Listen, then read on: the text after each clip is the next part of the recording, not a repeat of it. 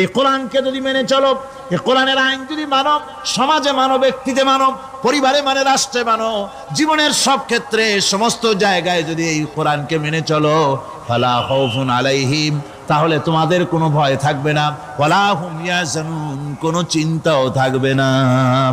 কিসের ভয় থাকবে না?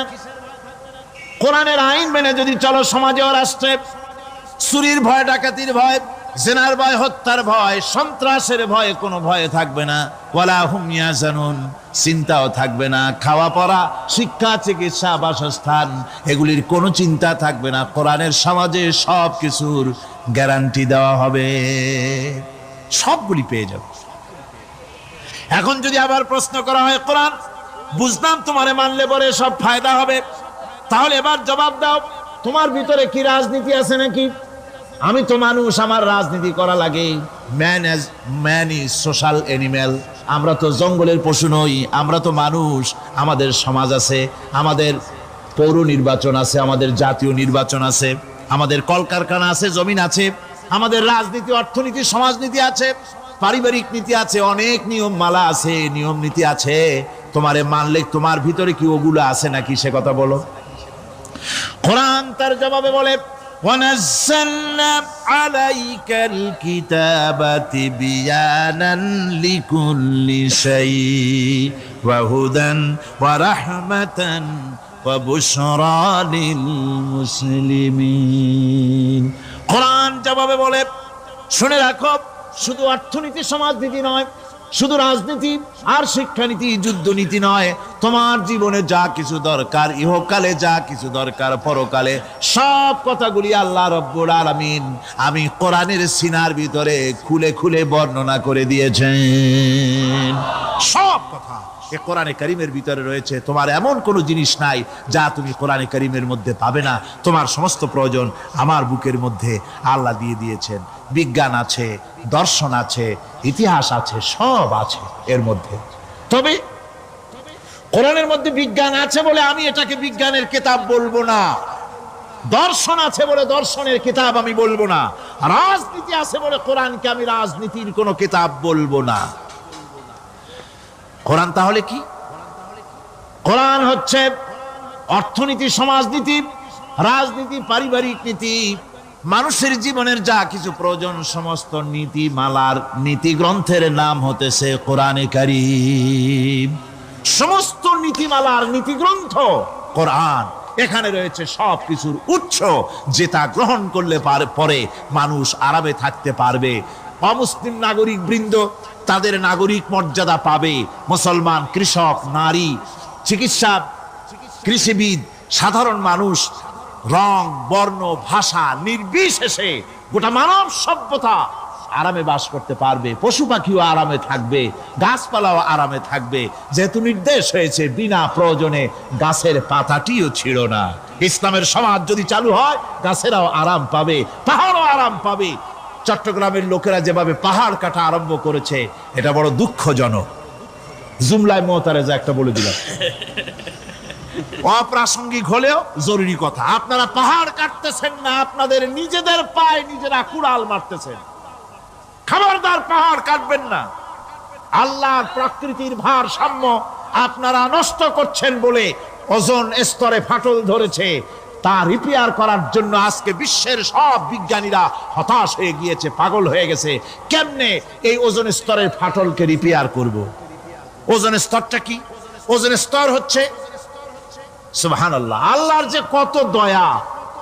সূর্য, সেই সূর্যের রয়েছে আলট্রা ভায়োলেট রে, যাকে বাংলায় বলা হয় অতি বেগুনি রশ্মি। যে রশ্মিটা সৃষ্টি জগতে যদি আসে আর তা যদি কোনো প্রাণীর শরীরকে টাচ করে, তাহলে সমস্ত প্রাণী ক্যান্সার হয়ে, এক্সিমা হয়ে, বিখাউজ হয়ে, অ্যাজমা হয়ে সমস্ত প্রাণী মরে যাবে, কেউ বাঁচবে না। মারাত্মক রশ্মি। সেই রশ্মিটা যাতে সৃষ্টি জগৎকে টাচ করতে না পারে, সেজন্য আল্লাহ পাক একটা ওজোন স্তর তৈরি করেছেন। ওখানে এসে ওটা বাধাপ্রাপ্ত হয়, পৃথিবীর মাটিতে আসে না। যা কিছু পৃথিবীর মানুষের জন্য, পৃথিবীর জন্য কল্যাণকর, সেগুলি সূর্য থেকে আসতে থাকে। সুবহানাল্লাহ ওয়া বিহামদিহি। যেটা ক্ষতিকর সেটা আল্লাহ পাক আটকায় রাখেন। এখন সেই ওজোন স্তরে ফাটল ধরলো, কেমনে ফাটল ধরলো? ফাটল আপনি আমি ধরাইছি। আপনি বলবেন যেটা কেমন কথা, আমি তো ওইখানে যাই নাই, আমি ফাটল ধরাইলাম কেমনে?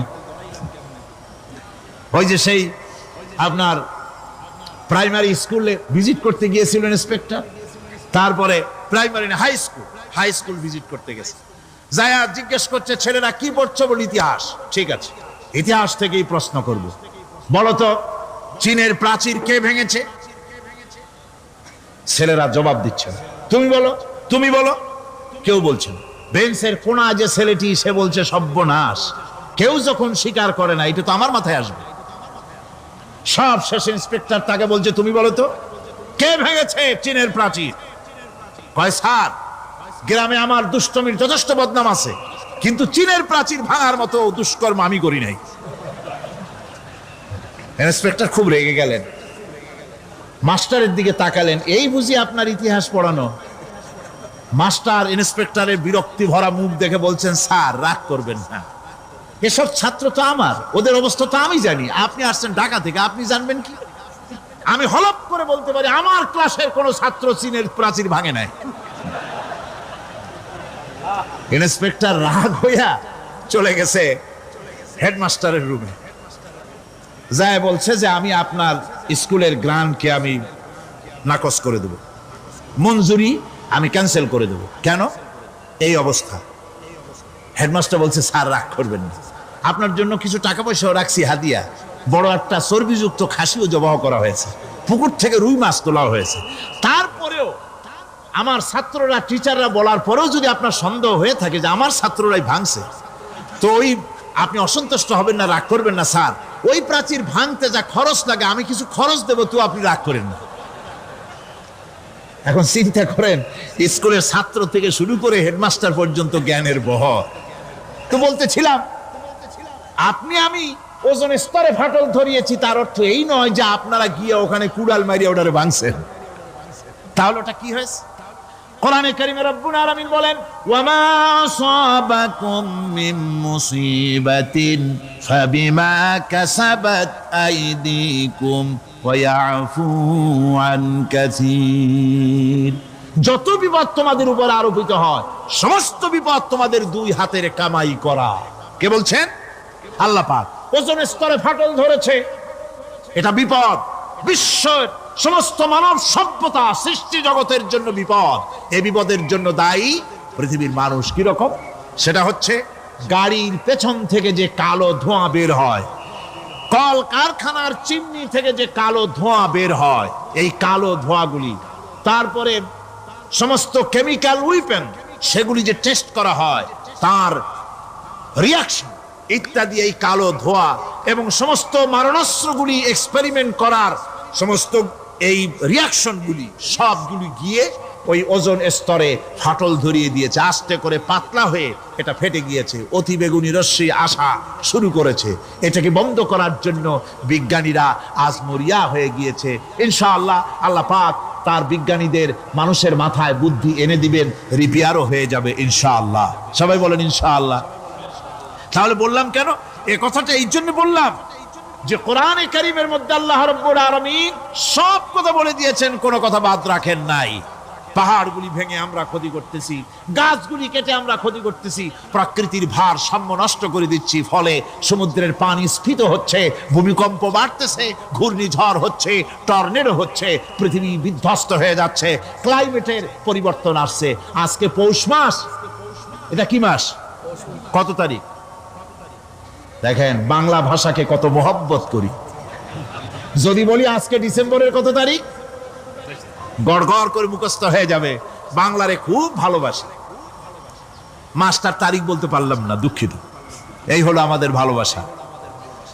আজকে পৌষ মাসের অর্ধেকও শেষ হয়ে যাচ্ছে, অথচ মনে হচ্ছে শীত যেন তার শ্বশুর বাড়ি বেড়াতে গেছে।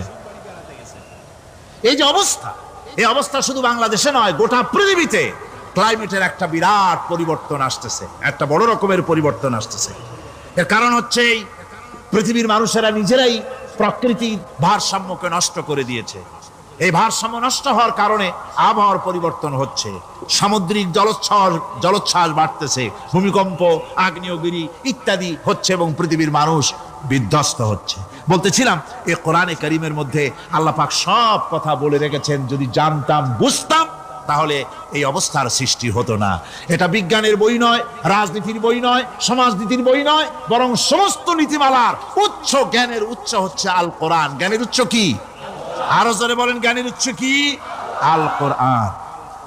পবিত্র কোরআনে এমন এমন ঘটনা আল্লাহ পাক বলেছেন যা ষষ্ঠ শতাব্দীর দুনিয়া এ সম্পর্কে কিছুই জানতো না। অবশ্য কিছু কিছু ঘটনা ইহুদিদের কিতাবে অতিরঞ্জিত আকার এবং বিকৃত অবস্থায় এসেছে, কিন্তু কোরআনে কারীম দুনিয়ার মানুষকে আদম সৃষ্টি, নূহের বন্যা, তারপরে মুসা আলাইহিস সালাম ফেরাউনের ঘটনা, ইব্রাহিম আলাইহিস সালামের নমরুদের ঘটনা এবং ইউসুফ আলাইহিস সালামের কাহিনী সবগুলিকে সুন্দর করে কোরআন শরীফ উপস্থাপনা করেছে রাসূলের মাধ্যমে, যা পৃথিবীর ইতিহাসে কেউ জানতো না। সেগুলি আল্লাহ পাক জানাইছেন কিভাবে? কোরআনে কারীম বলছে, তিলকা মিন আম্বাইল গায়বি নুহিহা ইলাইকা মা কুনতা তা'লামুহা আনতা ওয়ালা কওমুকা মিন ক্বাবলি হাযা। এ হলো সব অজ্ঞাত ঘটনা। সমস্ত ঘটনাগুলি আল্লাহ পাক তার হাবিবকে শুনিয়ে বলে দিলেন, সব অজ্ঞাত ঘটনা যা তুমি জানতে না, তোমার কোনো জানা ছিল না, আমি ওহীর মাধ্যমে তোমাকে সব জানাইছি। ইউসুফ আলাইহিস সালামকে যখন তার ভাইয়েরা কুয়ার মধ্যে ফেলে দিতেছিল তখন তুমি উপস্থিত ছিলে না, এই ঘটনা ওহীর মাধ্যমে আমি জানালাম। মুসা আলাইহিস সালামকে যখন ফেরাউন দরিয়ার ভিতরে ফেলে দিল, সেই সময় তুমি সিনাই পর্বতের পাশে দাঁড়িয়ে সব দৃশ্য লক্ষ্য করনি, অথচ আমি ওহীর মাধ্যমে সব তোমাকে খুলে খুলে বলে দিয়েছি। আল্লাহ পাক সমস্ত ঘটনাগুলিকে বলে বলে কোরআন শরীফের মধ্যে সব সাজিয়ে দিলেন, বলে দিলেন। তিনি বললেন, ওয়ামা কুনতা বিজানিবিল গারবি ইয কাদাইনা ইলা মুসাল আমরা ওয়ামা কুনতা মিনাশ শাহিদিন। ফেরাউন যে মুসার সঙ্গে যে ব্যবহারটা করলো, এ সময় সেখানে তুমি উপস্থিত ছিলে না, আমি ওহীর মাধ্যমে তোমাকে তা জানিয়েছি। কাযালিকা নাকুসসু আলাইকা মিন আনবাই মা ক্বাদ সাবাকা ওয়া ক্বাদ আতাইনাকা মিন লাদুন্না যিকরা। আল্লাহ পাক বলেন, এভাবে আমি আপনার কাছে অতীত ঘটনাবলী ওহীর মাধ্যমে নিখুঁতভাবে আপনার সামনে সব বলে দিয়েছি। আমার ভাইয়েরা, এই বিশ্বলোকে ঊর্ধ্ব লোক সম্পর্কে নির্ভুল তথ্য বর্ণনা আল্লাহ পাক করে দিয়েছেন কোরআনের মাধ্যমে। 1665 খ্রিস্টাব্দে স্যার আইজাক নিউটন তিনি আবিষ্কার করলেন মাধ্যাকর্ষণ শক্তিকে। এই মাধ্যাকর্ষণ শক্তি, ল অফ গ্র্যাভিটেশন, এ সম্পর্কে মানুষের এই থেকে কিছু জানলো, কিন্তু আজ থেকে 1400 বছর আগে আল্লাহ রাব্বুল আলামিন তার উম্মি নবী, যিনি কোনো বিজ্ঞানাগারে লেখাপড়া করেন নাই, কোনো সায়েন্স রিসার্চ করেননি, যিনি কোনো কলেজ ইউনিভার্সিটিতে পড়াশোনা করেননি, তার মাধ্যমে জানিয়েছেন মাধ্যাকর্ষণ শক্তির কথা। কোরআন বলছে, ইন্নাল্লাহা ইউমসিকুস সামাওয়াতি ওয়াল আরদা আন তাজুলা।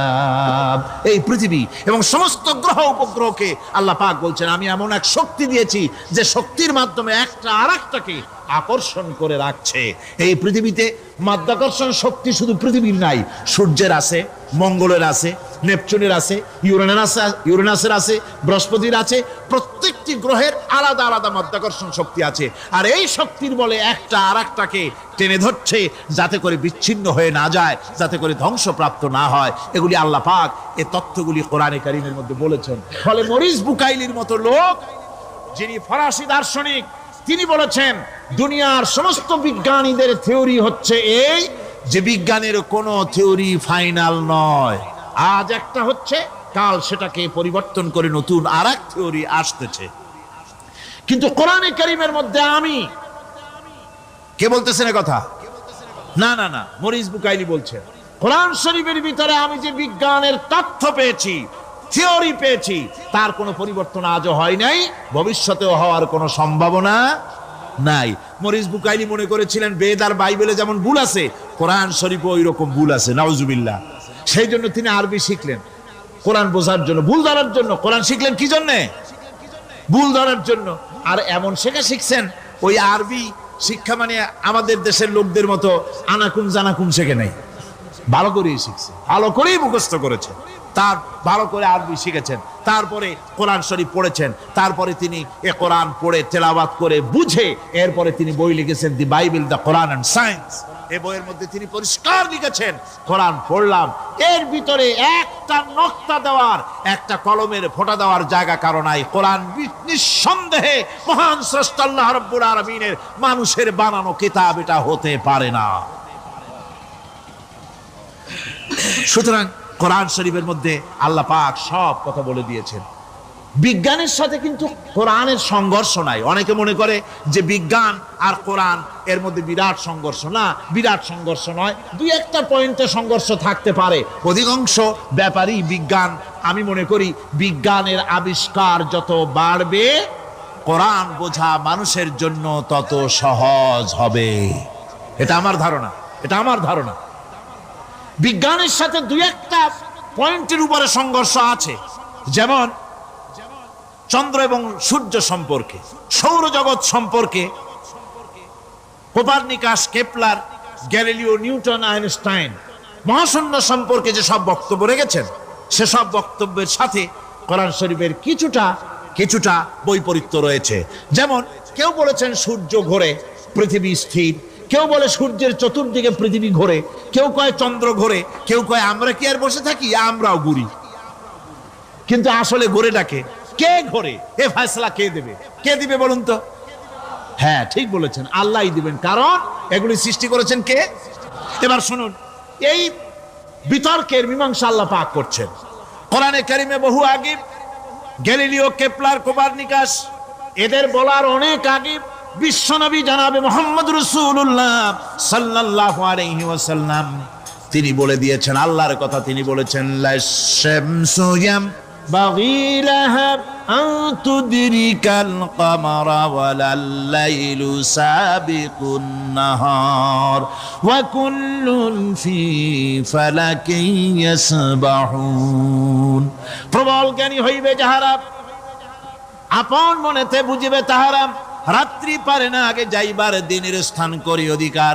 চন্দ্র বাজে না সূর্যের গায়েতে, সূর্য পারে না চন্দ্রকে ধরিতে। যার যে স্থান বহাল রাখিয়া ভ্রমণ করিছে খোদাকে ডরিয়া। আল্লাহ রাব্বুল আলামিনকে ভয় করে সব ঘুরছে, চাঁদও ঘোরে, সূর্য ঘোরে, মঙ্গল ঘোরে, ইউরেনাস ঘোরে, বৃহস্পতি ঘোরে, পৃথিবীও ঘোরে। সব ঘুরছে তো ঘুরছেই, বন বন করে ঘুরছে একটা নির্দিষ্ট কক্ষপথে, আপন আপন কক্ষপথে ঘুরছে, যার ফলে অ্যাক্সিডেন্ট হয় না। সুবহানাল্লাহ, জোরে বলেন সুবহানাল্লাহ। নির্ধারিত কক্ষে ঘুরছে, নির্ধারিত কক্ষে ঘুরছে। এর কক্ষগুলি আল্লাহ পাক ঠিক করে দিয়েছেন, সেই কক্ষে ঘুরতেছে, একে অপরের পথ অতিক্রম করতেছে না। আবার ওই মহাশূন্যের ভেতরে রয়েছে black hole. Black hole, black hole কি? ব্ল্যাক হোল হচ্ছে একটা বিরাট অন্ধকার গহ্বর, একটা মৃত্যুকূপ।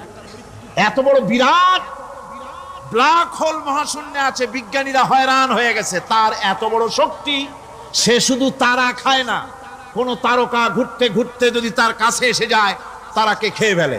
কোন আলো যদি কাছে আসে, আলো শুষে নিতে নিতে আলো যার থেকে এসেছে সেটাকেও শেষ করে ফেলে। এ ধরনের একটা দারুণ আকর্ষণী শক্তি তার মধ্যে আল্লাহ সৃষ্টি করেছেন। একটা ব্ল্যাক হোল আছে মহাশূন্যের ভিতরে। সূর্য, চন্দ্র, গ্রহ, নক্ষত্র, যে সূর্য পৃথিবীর চাইতে 13 লক্ষ গুণ বড়, এমন 2 কোটি সূর্য খাইয়া হজম করতে পারে এত বড় ব্ল্যাক হোল আল্লাহ তৈরি করে রেখেছেন মহাশূন্যের উপরে। রয়েছে মিল্কি ওয়ে, রয়েছে গ্যালাক্সি, অন্তত 10,000 কোটি, 10 সহস্র কোটি তারকা দিয়ে সমৃদ্ধ গ্যালাক্সি মিল্কি ওয়ে, যেটা অন্ধকার রাত্রে, তারকা সজ্জিত রাতে উত্তর দক্ষিণ দিকে টানা একটা পথের মতো দেখা যায়। এটা হচ্ছে গ্যালাক্সি, এইটাকে বলা হয় মিল্কি ওয়ে। এটা হচ্ছে ছায়াপথ। অসংখ্য তারকা এর মধ্যে রয়েছে। কত বড় বড় তারকা, অনেক দূরে, তাই আমরা দেখি বিন্দু বিন্দু। আসলে কি বিন্দু না, কত বড় জানেন? বিজ্ঞানীরা বলেছেন দৈত্যের মতো বিরাট বিরাট তারকা আছে, যে সূর্য পৃথিবীর চাইতে 13 লক্ষ গুণ বড়। এরকমের সূর্যের অন্তত 3 কোটি সূর্য খাইয়া হজম করতে পারে এরকম অসংখ্য তারকা মিল্কি ওয়ের ভিতরে আল্লাহ সৃষ্টি করেছেন। সুবহানাল্লাহ বিহামদিহি, সুবহানাল্লাহ। আর মানুষ লাফায়, 4 আঙ্গুল মানুষ খালি লাভ দেয়, মোষ কতগুলো রাখিয়া কোন আনন্দে লাফাও। কি শক্তি তোমার! মহাশূন্যের তুলনায় এই পৃথিবীর অবস্থান কি জানেন? এই জন্য যত বেশি পড়াশোনা করবেন মাথা নত হয়ে যাবে। কমিউনিস্ট হয় ছাগলেরা, বুদ্ধিমান কোনোদিন কমিউনিস্ট হয় না। কারা কমিউনিস্ট হয়? ছাগলগুলি, যাদের আকল নাই, যাদের জ্ঞান নাই, বুদ্ধি নাই, ওরাই কমিউনিস্ট হয়। কোন চিন্তাবিদ, কোন বিজ্ঞানী কমিউনিস্ট হয় না। মাথা নত হয়ে যায়, আল্লাহর এই সৃষ্টি দেখে পাগল হয়ে যায়। নিঃসন্দেহে আল্লাহ আছেন, নইলে পরে এগুলি হয় কি করে? আমি চিন্তা করে পাই না কমিউনিস্ট হয় কেমন, কতখানি পাগল হইলে হয়। ছোট্ট একটা রুমাল দেখলে মনে করি কোন তাঁতি এটারে বানাইছে। একটা এই কি জানি কয় মাইক দেখলে মনে করি কেউ এটাকে বানাইছে। টেবিল দেখলে মনে করি কেউ বানাইছে। ফ্রিজ দেখলে মনে করি বানাইছে কেউ। একটা সুই দেখলে মনে করি কেউ এটাকে বানাইছে। আর এই বিশাল পৃথিবী, ওই বিশাল আকাশ, কমিউনিস্টরা কয় এমনি এমনি হয়েছে। কয় বোতল খায় দৈনিক আল্লাহ যায়। আমার বন্ধুগণ, মাথা নত হয়ে আসবে চিন্তা করলে কি বিশাল সৃষ্টি আল্লাহ পাকের। এই ছায়াপথ, এই গ্যালাক্সি, এর তুলনায় পৃথিবীর অবস্থান কোথায়? পৃথিবীর অবস্থানটা হচ্ছে, আমার হাতে এটা একটি কলম। এই কলমটা কাগজের উপরে আমি যদি এই নিপটা রাখি, কাগজের ভিতরে নিপে যতটুকুন জায়গা টাচ করবে, মহাশূন্য গ্যালাক্সি মিল্কি ওয়ে, আল্লাহর ওই মহাশূন্যের তুলনায় পৃথিবীর অবস্থান একটা কলমের নিপে যতটুকুন জায়গা নেয়, এর থেকে বেশি নয়। এই যদি হয় পৃথিবী, তাহলে সেই পৃথিবীর মানুষ আপনি, আপনি কতটুকুন? সলিমুদ্দি বসিরুদ্দি খালি লাফা। আমার বন্ধুগণ, লাভ কি? লাভের চোটে বলে হ্যান করেঙ্গে ত্যান করেঙ্গে, লাঠি কে আমদার মুগুর ভরেঙ্গে। কয়দিন পর শোনা যায় শীত হয়ে পড়ছে, কিছু নাই। সুতরাং আল্লাহ পাকের অসীম সৃষ্টি জগৎ, এর সঙ্গে বিজ্ঞানের সংঘর্ষ কম, দুই একটা পয়েন্টে আছে।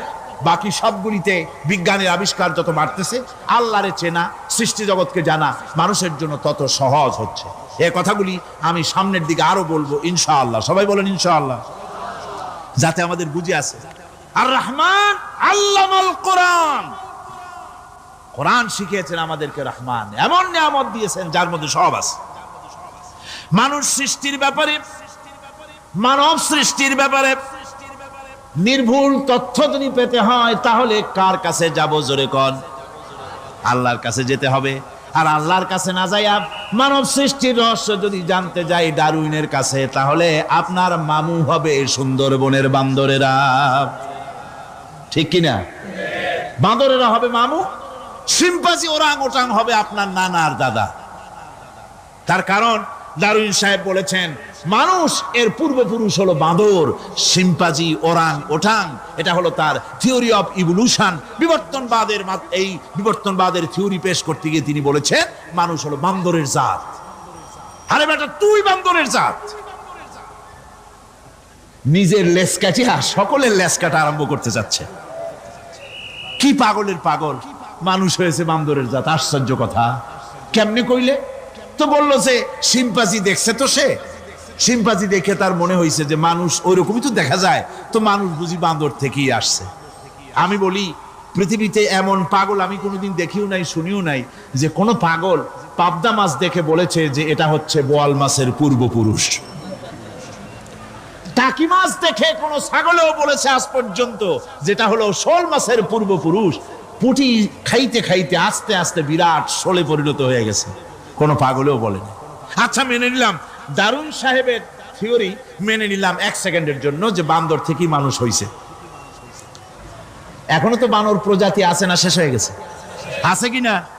তাহলে সুন্দরবনে যান, যে দেখুন কোন বাঁদর কি এ পর্যন্ত দেখা গেছে যে কোমর পর্যন্ত মাংসের মতো হয়ে গেছে, আর একটু দুধ আর পনির আর একটু এই শুটকি মাছ লোটটা ফিশ খাওয়াইলে আর কদিনের মধ্যে এই বান্দরটা মানুষ হয়ে যাবে? হয়েছে এরকম? বাঁদরের 12 আনা মানুষ হয়ে গেছে, 14 আনা মানুষ হয়ে গেছে, আর অল্প একটু বাকি। এরকম দেখা গেছে কোথাও? দেখা যায়নি। এগুলি পাগলামি কথা, পাগলামি কথা। মানুষ বানর থেকে আসেনি, মানুষ ওরাং ওটাং থেকে আসেনি, মানুষ সিম্পাজি থেকে আসেনি। মানুষ এসছে কোত্থেকে? এটা জানতে হলে এই নির্মূল তথ্য জানার জন্য আসতে হবে কোরআনের কাছে। কার কাছে? আল্লাহ রাব্বুল আলামিন তার হাবিবের মুখ থেকে মানব সৃষ্টি রহস্য তিনি উদ্ঘাটন করে দিয়েছেন। তিনি বলেছেন, দুনিয়াবাসীকে শুনিয়েছেন, ফালয়ানজুরিল ইনসানু মিম্মা খুলিকা মিম্মা ইন দাফিকিন ইয়াখরুজু মিন বাইনিস সুলবি ওয়াত তারাইব। আল্লাহ পাক বলেন, মানুষ কি তার সৃষ্টি রহস্য দেখে না? কেমনে তাকে আমি সৃষ্টি করেছি? মায়ের বক্ষ পিঞ্জর থেকে, বাপের পৃষ্ঠ থেকে সবেগে নির্গত এক ফোঁটা নাপাক পানি দিয়ে আমি আল্লাহ মানুষকে সৃষ্টি করেছি। বান্দর থেকে নয়, ওরাংওটাং থেকে নয়, সিম্পাজি থেকে নয়। মানুষের অরিজিন মানুষ। আদম থেকে তোমরা জন্মগ্রহণ করেছো, আদম এসেছে মাটি থেকে, তোমরা এসেছো আদম থেকে। সুবহানাল্লাহি ওয়া বিহামদিহি। এটাই হলো মানব সৃষ্টির রহস্যের কথা আল্লাহ পাক বলে দিয়েছেন। অন্যত্র আল্লাহ বলেন, ইন্না খালাকনাকুম মিন তুরাবিন সুম্মা মিন নুতফাতিন সুম্মা মিন আলাকাতিন সুম্মা মিন মুদগাহ। নিষ্প্রাণ মাটি থেকে তোমার উৎপত্তি হয়েছে, আর এই নিষ্প্রাণ মাটি দিয়ে তোমাকে তৈরি করা হয়েছে। এগুলি মাতৃগর্ভের ভিতরে গিয়া নাপাক পানি ফোঁটা জমাট রক্ত হয়েছে, গোশত হয়েছে, তারপরে মানুষের আকৃতি দিয়েছি, আর এরপরে বাচ্চার আকারে মায়ের পেট থেকে আমি আল্লাহ মানুষ করে তোমাকে বের করেছি। সুতরাং মানব সৃষ্টি রহস্যের কথা বিজ্ঞানের সাথে যেটা সাংঘর্ষিক হবে কোরআনের সাথে, আমরা সেটা মানতে পারি না। আমাদেরকে মানতে হবে মূল জ্ঞানের কেতাবটা। মূল জ্ঞানের কেতাব কোনটা? জোরে কম তো কোনটা?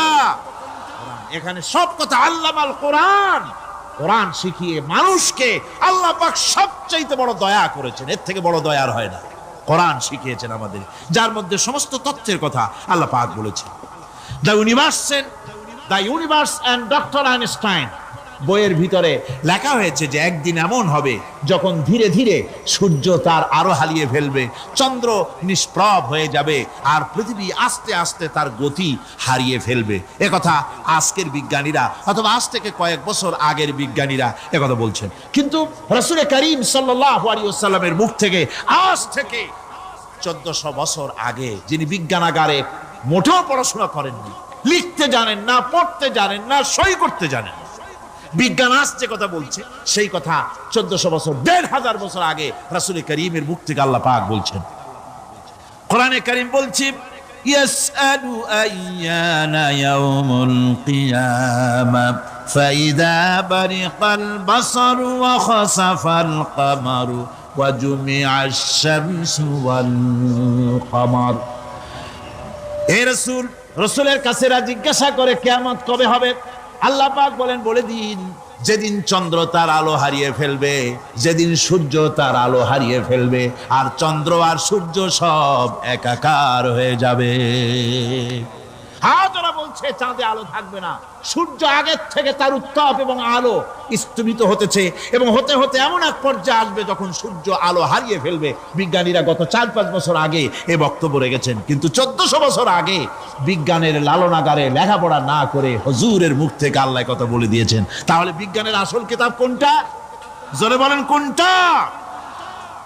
আল্লাহ পাক আরো বলেন, ইজা শামসু কুবিরাত وَإِذَا النُّجُومُ انكَدَرَتْ وَإِذَا الْجِبَالُ سُيِّرَتْ। তারকাগুলি, সূর্যের আলো থাকবে না, নক্ষত্রগুলো স্থানচ্যুত হয়ে যাবে, কক্ষচ্যুত হয়ে যাবে, পাহাড়গুলিকে পরিচালিত করে দেওয়া হবে, কিছুই থাকবে না, সব শেষ হয়ে যাবে। বিজ্ঞানীরা আজ বলতেছে যে সব শেষ হয়ে যাবে, কিছুই থাকবে না। সব শেষ হবে। বিজ্ঞানীরা বলতেছেন কোরআন অনেক আগে বলেছে কুল্লু মান আলাইহা ফান ওয়া ইয়াবকা ওয়াজহু রাব্বিকা যুল জালালি ওয়াল ইকরাম। সব শেষ হয়ে যাবে, বিশ্বে যা কিছু আছে সব লয় হবে, ক্ষয় হবে, ধ্বংস হবে, কিচ্ছু থাকবে না। থাকবেন শুধু আল্লাহ সুবহানাহু ওয়া তাআলা। সুবহানাল্লাহি ওয়া বিহামদি। কোরআনে কারীম একথা বহু আগে আমাদেরকে জানিয়ে দিয়েছে। সুতরাং আসল জ্ঞানের কিতাবটাই হচ্ছে কোরআনে কারীম। এই কোরআনের কাছে আমরা যত যেতে পারবো, যত কোরআন বুঝতে পারবো, ততই আমাদের জন্য আমরা সমৃদ্ধ হতে পারবো। আমাদের উপর আল্লাহর রহমত আসবে, আমরা সমাজ চালাতে পারবো, আমরা দেশ চালাতে পারবো, আমরা দুনিয়ায় শান্তি পাবো, আমরা আখিরাতেও মুক্ত নাই। যখন কোরআনে কারীম তেলাওয়াত হয় না, জোরে কোন সুবহানাল্লাহ, মানুষ এটাকে তেলাওয়াত করতেছে, মুখস্থ করতেছে। এই কোরআন শরীফের ভিতরে রয়েছে সব কিছু। এর মধ্যে রয়েছে ইতিহাস, এর মধ্যে আছে বিজ্ঞান, এর ভিতরে রয়েছে দর্শন, ভূতত্ত্ব, উদ্ভিদতত্ত্ব, নৃতত্ত্ব, খতত্ত্ব, জ্যোতির্বিজ্ঞান। এর ভিতরে রয়েছে মানুষের পারিবারিক নীতি, সামাজিক নীতি, চুক্তি নীতি, বন্ধি নীতি, যুদ্ধ নীতি, মানুষের যা প্রয়োজন সব কিছু এ কোরআনে কারীমের মধ্যে আল্লাহ পাক সন্নিবেশিত করে দিয়েছেন। জোরে কোন সুবহানাল্লাহি ওয়া বিহামদিহি। আমার ভাইয়েরা, কোরআন এর পরিচয়ের কথা বলতেছিলাম। আল্লাহ পাক কি কোরআন আমাদের শিখালেন, কোন কোরআন আমাদের শিখিয়েছেন, সেই কোরআনের পরিচিতি আপনাদের সামনে আমি তুলে ধরতেছি।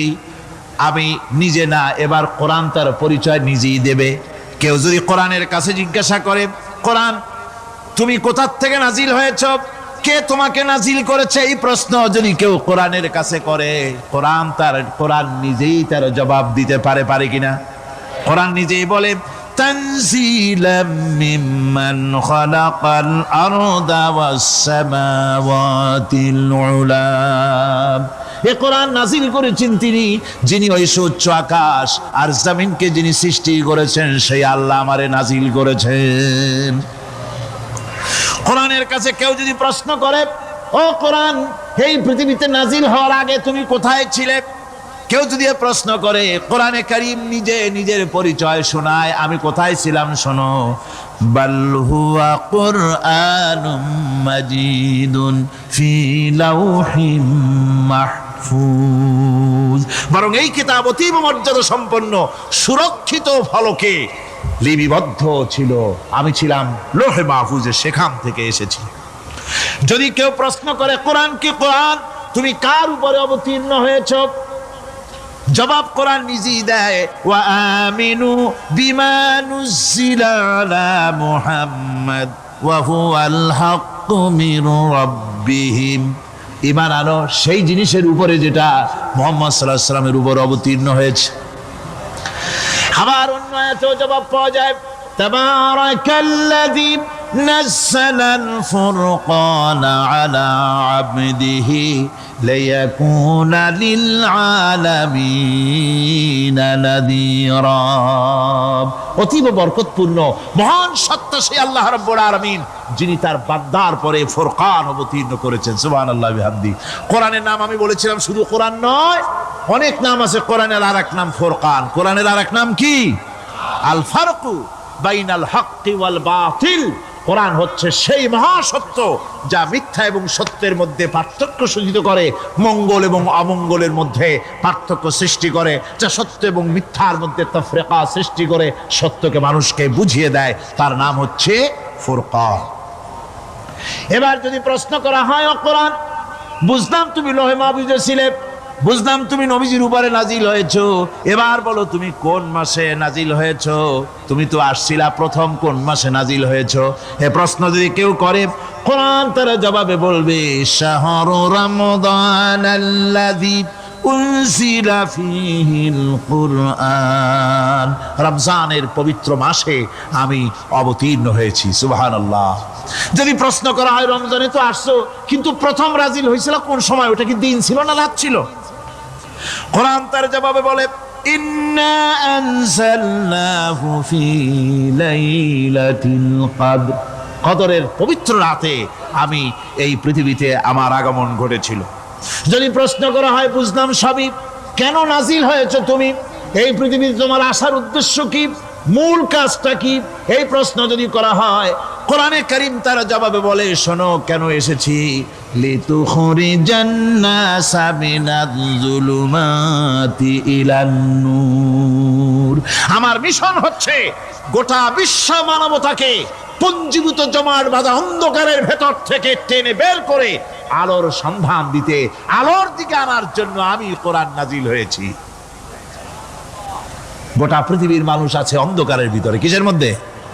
অন্ধকার কি? অন্ধকার হচ্ছে পুঁজিবাদ, অন্ধকার সমাজতন্ত্র, অন্ধকার ধর্ম নিরপেক্ষতাবাদ, অন্ধকার জাতীয়তাবাদ।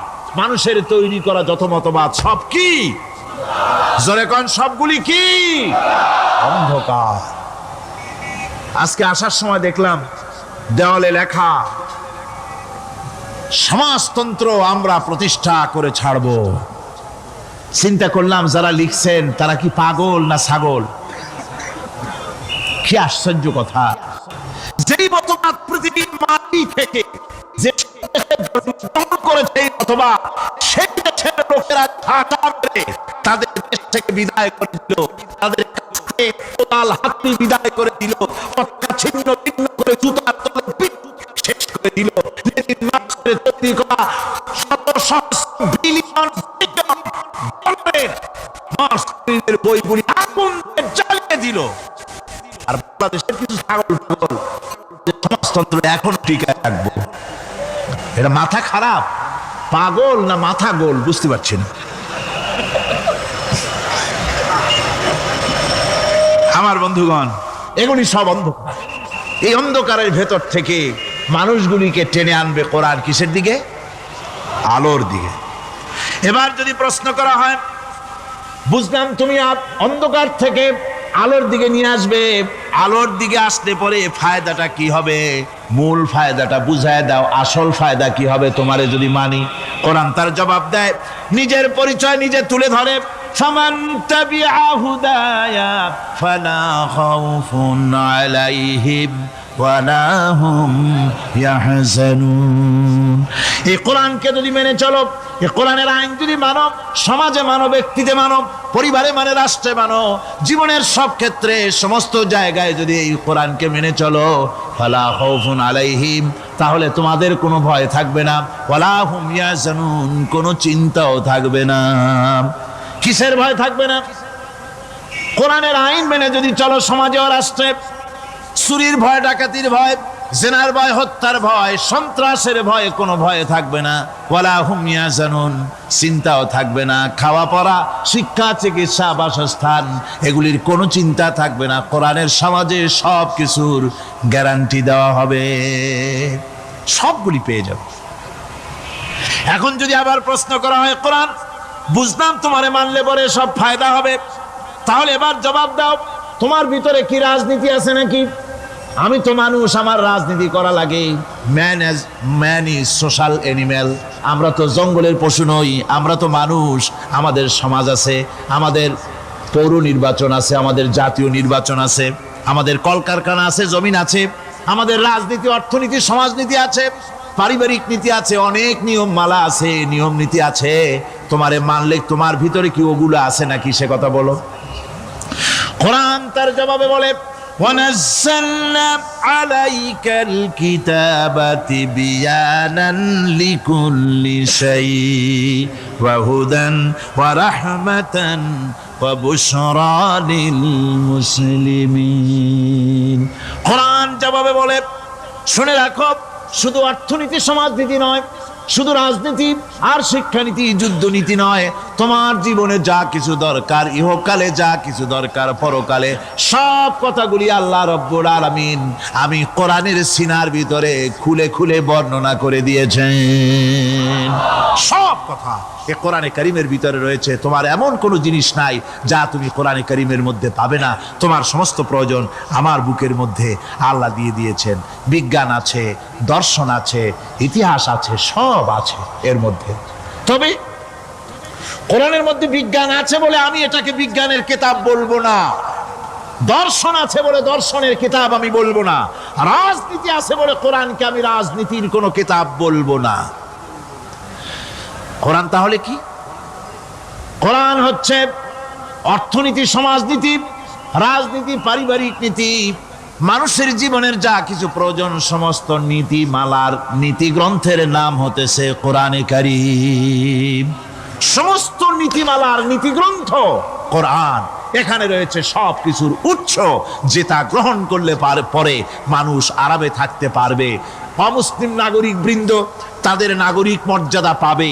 মুসলমান, কৃষক, নারী, চিকিৎসা, কৃষিবিদ, সাধারণ মানুষ, রং, বর্ণ, ভাষা নির্বিশেষে গোটা মানব সভ্যতা আরামে বাস করতে পারবে। পশু পাখিও আরামে থাকবে, গাছপালাও আরামে থাকবে, যেহেতু নির্দেশ হয়েছে বিনা প্রয়োজনে গাছের পাতাটিও ছিঁড় না। ইসলামের সমাজ যদি চালু হয়, গাছেরাও আরাম পাবে, পাহাড়ও আরাম পাবে। চট্টগ্রামের লোকেরা যেভাবে পাহাড় কাটা আরম্ভ করেছে, এটা বড় দুঃখজনক। জুমলায় মোতারেজা একটা বলে দিলাম,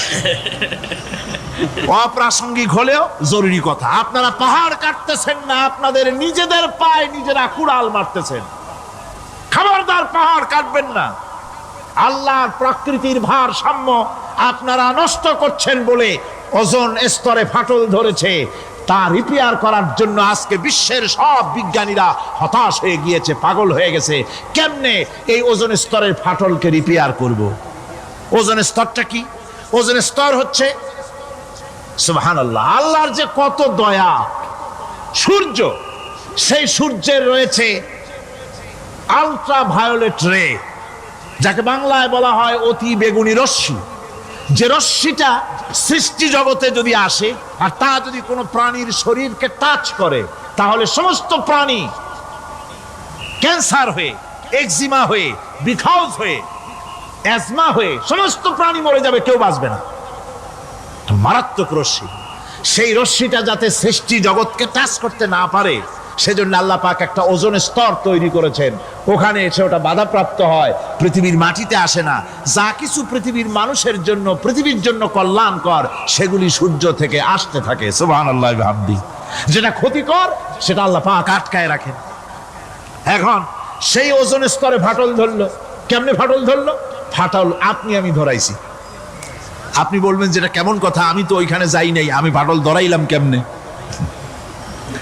ওই যে সেই আপনার প্রাইমারি স্কুলে ভিজিট করতে গিয়েছিলেন ইন্সপেক্টর, তারপরে প্রাইমারি না হাই স্কুল ভিজিট করতে গেছে। যায়া জিজ্ঞেস করছে, ছেলেরা কি পড়ছো? বল ইতিহাস।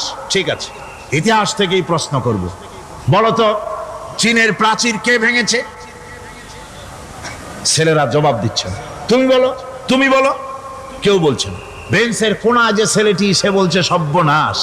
কেউ যখন স্বীকার করে না, এটা তো আমার মাথায় আসবে। সব শেষ ইন্সপেক্টর তাকে বলছে, তুমি বলো তো, কে ভেঙেছে চীনের প্রাচীর? কয়, স্যার, গ্রামে আমার দুষ্টমির যথেষ্ট বদনাম আছে, কিন্তু চীনের প্রাচীর ভাঙার মতো দুষ্কর্ম আমি করি নাই। ইন্সপেক্টর খুব রেগে গেলেন, মাস্টারের দিকে তাকালেন। এই বুঝি আপনার ইতিহাস পড়ানো? মাস্টার ইন্সপেক্টরের বিরক্তি ভরা মুখ দেখে বলছেন, স্যার রাগ করবেন না, এসব ছাত্র তো আমার, ওদের অবস্থা তো আমি জানি। আপনি আসছেন ঢাকা থেকে, আপনি জানবেন কি? আমি হলপ করে বলতে পারি, আমার ক্লাসের কোনো ছাত্র চীনের প্রাচীর ভাঙে নাই। ইন্সপেক্টর রাগ হইয়া চলে গেছে হেডমাস্টারের রুমে, যায় বলছে যে আমি আপনার স্কুলের গ্রান্টকে আমি নাকচ করে দেব, মঞ্জুরি আমি ক্যান্সেল করে দেব। কেন? এই অবস্থা। হেডমাস্টার বলছে, স্যার রাগ করবেন না, আপনার জন্য কিছু টাকা পয়সাও রাখছি হাদিয়া। বড় একটা চর্বিযুক্ত খাসিও জবাহ করা হয়েছে, পুকুর থেকে রুই মাছ তোলা হয়েছে। তারপরেও আমার ছাত্ররা, টিচাররা বলার পরেও যদি আপনার সন্দেহ হয়ে থাকে যে আমার ছাত্ররাই ভাঙছে, তো ওই আপনি অসন্তুষ্ট হবেন না, রাগ করবেন না। স্যার, ওই প্রাচীর ভাঙতে যা খরচ লাগে আমি কিছু খরচ দেবো, তো আপনি রাগ করেন না। এখন চিন্তা করেন, স্কুলের ছাত্র থেকে শুরু করে হেডমাস্টার পর্যন্ত জ্ঞানের বহর। তো বলতেছিলাম, আপনি আমি ওজোন স্তরে ফাটল ধরিয়েছি, তার অর্থ এই নয় যে আপনারা গিয়ে ওখানে কুড়াল মারিয়ে ওটারে ভাঙছেন। তাহলে ওটা কি হয়েছে? কোরআনে কারীমে রব্বুল আলামিন বলেন, ওয়ামা আসাবাকুম মিন মুসিবাতিন ফাবিমা কাসাবাত আইদিকুম ওয়া ইয়াফু আন কাসীর। যত বিপদ তোমাদের উপর আরোপিত হয় সমস্ত বিপদ তোমাদের দুই হাতের কামাই করা। কে বলছেন? আল্লাহ পাক। ওজোন স্তরে ফাটল ধরেছে, এটা বিপদ। বিশ্বের সমস্ত মানব সভ্যতা সৃষ্টি জগতের জন্য বিপদ। এই বিপদের জন্য দায়ী পৃথিবীর মানুষ। কি রকম? সেটা হচ্ছে গাড়ির পেছন থেকে যে কালো ধোঁয়া বের হয়, কল কারখানার চিমনি থেকে যে কালো ধোঁয়া বের হয়, এই কালো ধোঁয়াগুলি, তারপরে সমস্ত কেমিক্যাল উইপেন সেগুলি যে টেস্ট করা হয়, তার রিয়াকশন ইত্যাদি, এই কালো ধোঁয়া এবং সমস্ত মারণাস্ত্রগুলি এক্সপেরিমেন্ট করার সমস্ত এই রিয়াকশনগুলি সবগুলি গিয়ে ওই ওজোন স্তরে ফাটল ধরিয়ে দিয়েছে। আস্তে করে পাতলা হয়ে এটা ফেটে গিয়েছে, অতি বেগুনি রশ্মি আসা শুরু করেছে। এটাকে বন্ধ করার জন্য বিজ্ঞানীরা আজ মরিয়া হয়ে গিয়েছে। ইনশাআল্লাহ আল্লাহ পাক তার বিজ্ঞানীদের মানুষের মাথায় বুদ্ধি এনে দিবেন, রিপেয়ারও হয়ে যাবে ইনশাআল্লাহ। সবাই বলেন ইনশাআল্লাহ।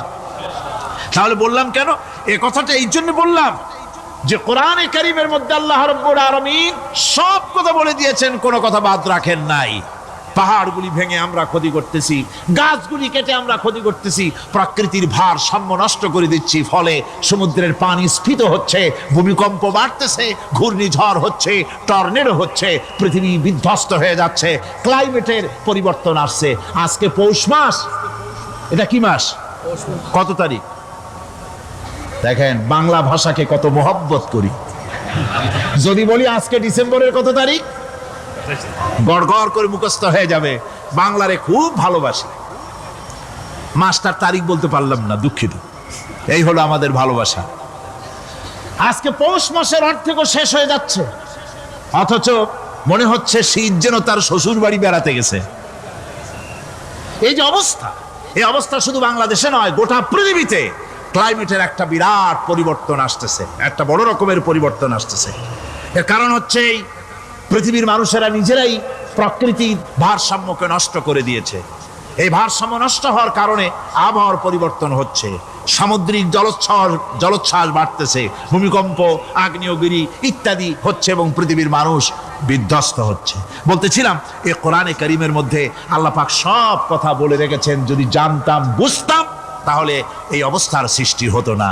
এটা বিজ্ঞানের বই নয়, রাজনীতির বই নয়, সমাজনীতির বই নয়, বরং সমস্ত নীতিমালার উচ্চ, জ্ঞানের উচ্চ হচ্ছে আল কোরআন। জ্ঞানের উচ্চ কি? আরো জোরে বলেন, জ্ঞানের উচ্চ কি? আল কোরআন। পবিত্র কোরআনে এমন এমন ঘটনা আল্লাহ পাক বলেছেন যা ষষ্ঠ শতাব্দীর দুনিয়া এ সম্পর্কে কিছুই জানতো না। অবশ্য কিছু কিছু ঘটনা ইহুদিদের কিতাবে অতিরঞ্জিত আকার এবং বিকৃত অবস্থায় এসেছে, কিন্তু কোরআনে কারীম দুনিয়ার মানুষকে আদম সৃষ্টি, নূহের বন্যা, তারপরে মুসা আলাইহিস সালাম ফেরাউনের ঘটনা, ইব্রাহিম আলাইহিস সালামের নমরুদের ঘটনা এবং ইউসুফ আলাইহিস সালামের কাহিনী সবগুলিকে সুন্দর করে কোরআন শরীফ উপস্থাপনা করেছে রাসূলের মাধ্যমে, যা পৃথিবীর ইতিহাসে কেউ জানতো না। সেগুলি আল্লাহ পাক জানাইছেন কিভাবে?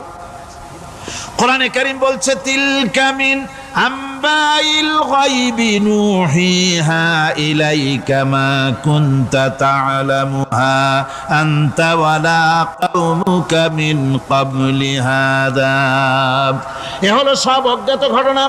সমস্ত ঘটনাগুলি আল্লাহ পাক তার হাবিবকে শুনিয়ে বলে দিলেন, সব অজ্ঞাত ঘটনা যা তুমি জানতে না, তোমার কোনো জানা ছিল না, আমি ওহীর মাধ্যমে তোমাকে সব জানাইছি।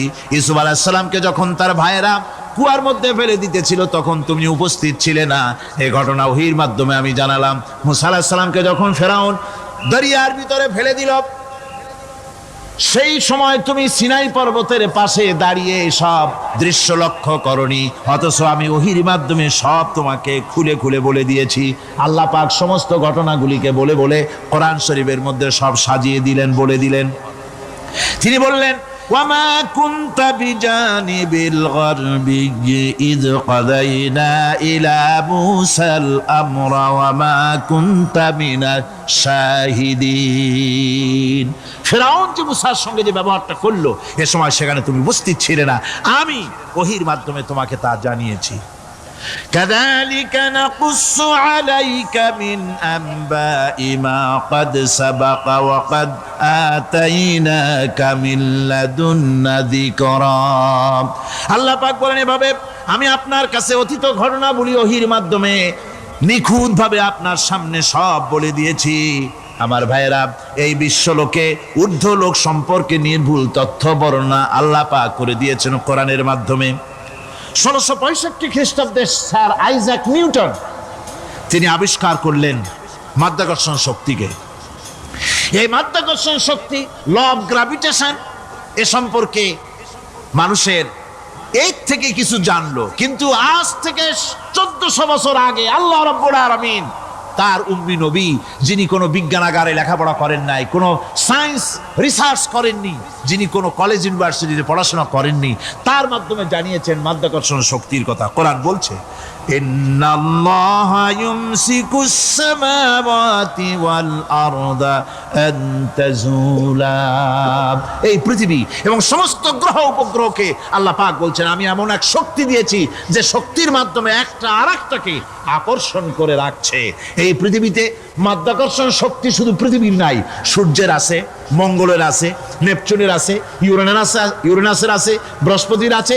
প্রত্যেকটি গ্রহের আলাদা আলাদা মাধ্যাকর্ষণ শক্তি আছে, আর এই শক্তির বলে একটা আরেকটাকে টেনে ধরছে যাতে করে বিচ্ছিন্ন হয়ে না যায়, যাতে করে ধ্বংসপ্রাপ্ত না হয়। এগুলি আল্লাহ পাক এই তথ্যগুলি কোরআনে কারীমের মধ্যে বলেছেন। ফলে মরিস বুকাইলির মতো লোক, যিনি ফরাসি দার্শনিক, তিনি বলেছেন দুনিয়ার সমস্ত বিজ্ঞানীদের থিওরি হচ্ছে এই যে বিজ্ঞানের কোনো থিওরি ফাইনাল নয়। আজ একটা হচ্ছে, কাল সেটাকে পরিবর্তন করে নতুন আরেক থিওরি আসতেছে। কিন্তু কোরআনে কারীমের মধ্যে আমি, কে বলতেছেন এ কথা? না না না, মরিস বুকাইলি বলছেন, কোরআন শরীফের ভিতরে আমি যে বিজ্ঞানের তথ্য পেয়েছি, থিওরি পেয়েছি, তার কোনো পরিবর্তন আজও হয় নাই, ভবিষ্যতেও হওয়ার কোনো সম্ভাবনা নাই। মরিস বুকাইলি মনে করেছিলেন বেদ আর বাইবেলে যেমন ভুল আছে, কোরআন শরীফে ওই রকম ভুল আছে, নাউজুবিল্লাহ। সেই জন্য তিনি আরবি শিখলেন কোরআন বোঝার জন্য, ভুল ধরার জন্য। কোরআন শিখলেন কি জন্যে? ভুল ধরার জন্য। আর এমন শেখা শিখছেন, ওই আরবি শিক্ষা মানে আমাদের দেশের লোকদের মতো আনাকুম জানাকুম শেখে নাই, ভালো করেই শিখছে, ভালো করেই মুখস্থ করেছেন, তার ভালো করে আরবি শিখেছেন, তারপরে কোরআন শরীফ পড়েছেন, তারপরে তিনি এ কোরআন পড়ে তেলাওয়াত করে বুঝে এরপরে তিনি বই লিখেছেন দি Bible, the Quran and science. এই বইয়ের মধ্যে তিনি পরিষ্কার লিখেছেন, কোরআন পড়লাম, এর ভিতরে একটা নকতা দেওয়ার, একটা কলমের ফোঁটা দেওয়ার জায়গা কারো নাই। কোরআন নিঃসন্দেহে মহান স্রষ্টা আল্লাহ রাব্বুল আলামিনের মানুষের বানানো কিতাব, এটা হতে পারে না।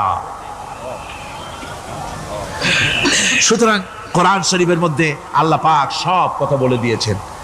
বিজ্ঞানের সাথে কিন্তু কোরআনের সংঘর্ষ নাই। অনেকে মনে করে যে বিজ্ঞান আর কোরআন এর মধ্যে বিরাট সংঘর্ষ। না, বিরাট সংঘর্ষ নয়, দুই একটা পয়েন্টে সংঘর্ষ থাকতে পারে।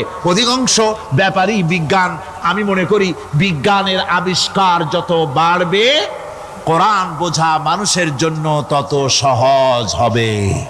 এটা আমার ধারণা, এটা আমার ধারণা।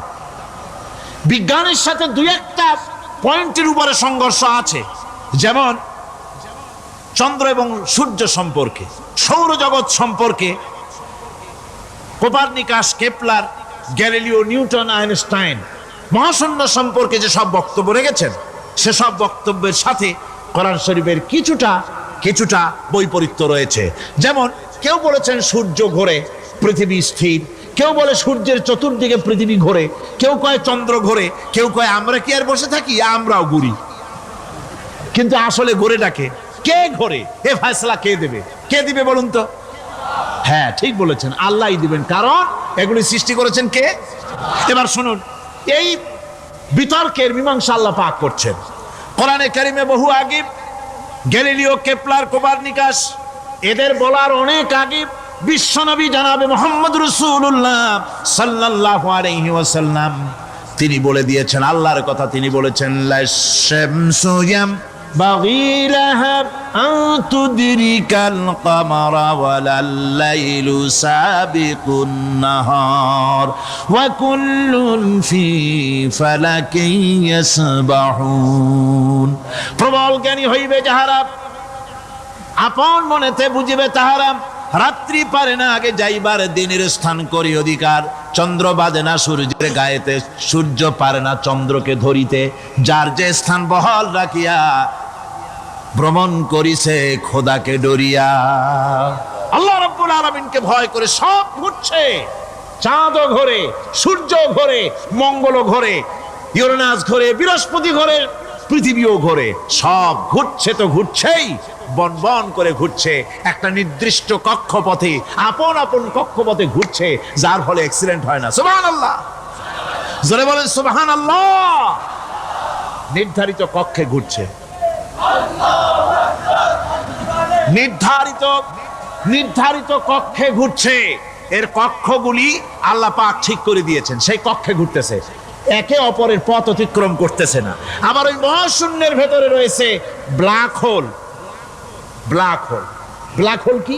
ব্ল্যাক হোল হচ্ছে একটা বিরাট অন্ধকার গহ্বর, একটা মৃত্যুকূপ।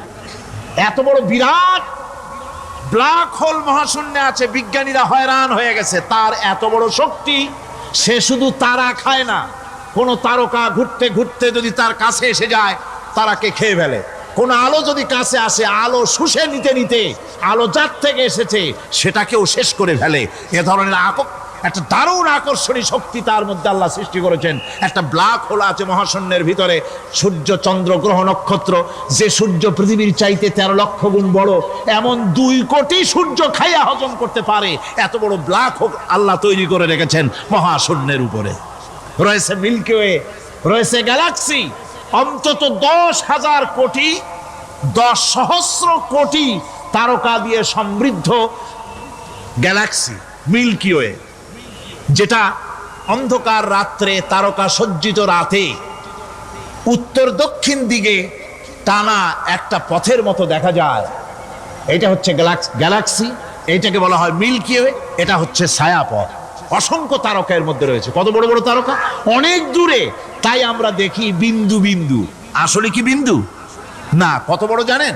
বিজ্ঞানীরা বলেছেন দৈত্যের মতো বিরাট বিরাট তারকা আছে, যে সূর্য পৃথিবীর চাইতে 13 লক্ষ গুণ বড়। এরকমের সূর্যের অন্তত 3 কোটি সূর্য খাইয়া হজম করতে পারে এরকম অসংখ্য তারকা মিল্কি ওয়ের ভিতরে আল্লাহ সৃষ্টি করেছেন। সুবহানাল্লাহ বিহামদিহি, সুবহানাল্লাহ। আর মানুষ লাফায়, 4 আঙ্গুল মানুষ খালি লাভ দেয়, মোষ কতগুলো রাখিয়া। কোন আনন্দে লাফা, কি শক্তি তোমার! মহাশূন্যের তুলনায় এই পৃথিবীর অবস্থান কি জানেন? এই জন্য যত বেশি পড়াশোনা করবেন মাথা নত হয়ে যাবে। কমিউনিস্ট হয় ছাগলেরা, বুদ্ধিমান কোনোদিন কমিউনিস্ট হয় না। কারা কমিউনিস্ট হয়? ছাগলগুলি, যাদের আকল নাই, যাদের জ্ঞান নাই, বুদ্ধি নাই, ওরাই কমিউনিস্ট হয়। কোন চিন্তাবিদ, কোন বিজ্ঞানী কমিউনিস্ট হয় না। মাথা নত হয়ে যায়, আল্লাহর এই সৃষ্টি দেখে পাগল হয়ে যায়। নিঃসন্দেহে আল্লাহ আছেন, নইলে পরে এগুলি হয় কি করে? আমি চিন্তা করে পাই না কমিউনিস্ট হয় কেমন, কতখানি পাগল হইলে হয়। ছোট্ট একটা রুমাল দেখলে মনে করি কোন তাঁতি এটারে বানাইছে। একটা এই কি জানি কয় মাইক দেখলে মনে করি কেউ এটাকে বানাইছে। টেবিল দেখলে মনে করি কেউ বানাইছে। ফ্রিজ দেখলে মনে করি বানাইছে কেউ। একটা সুই দেখলে মনে করি কেউ এটাকে বানাইছে।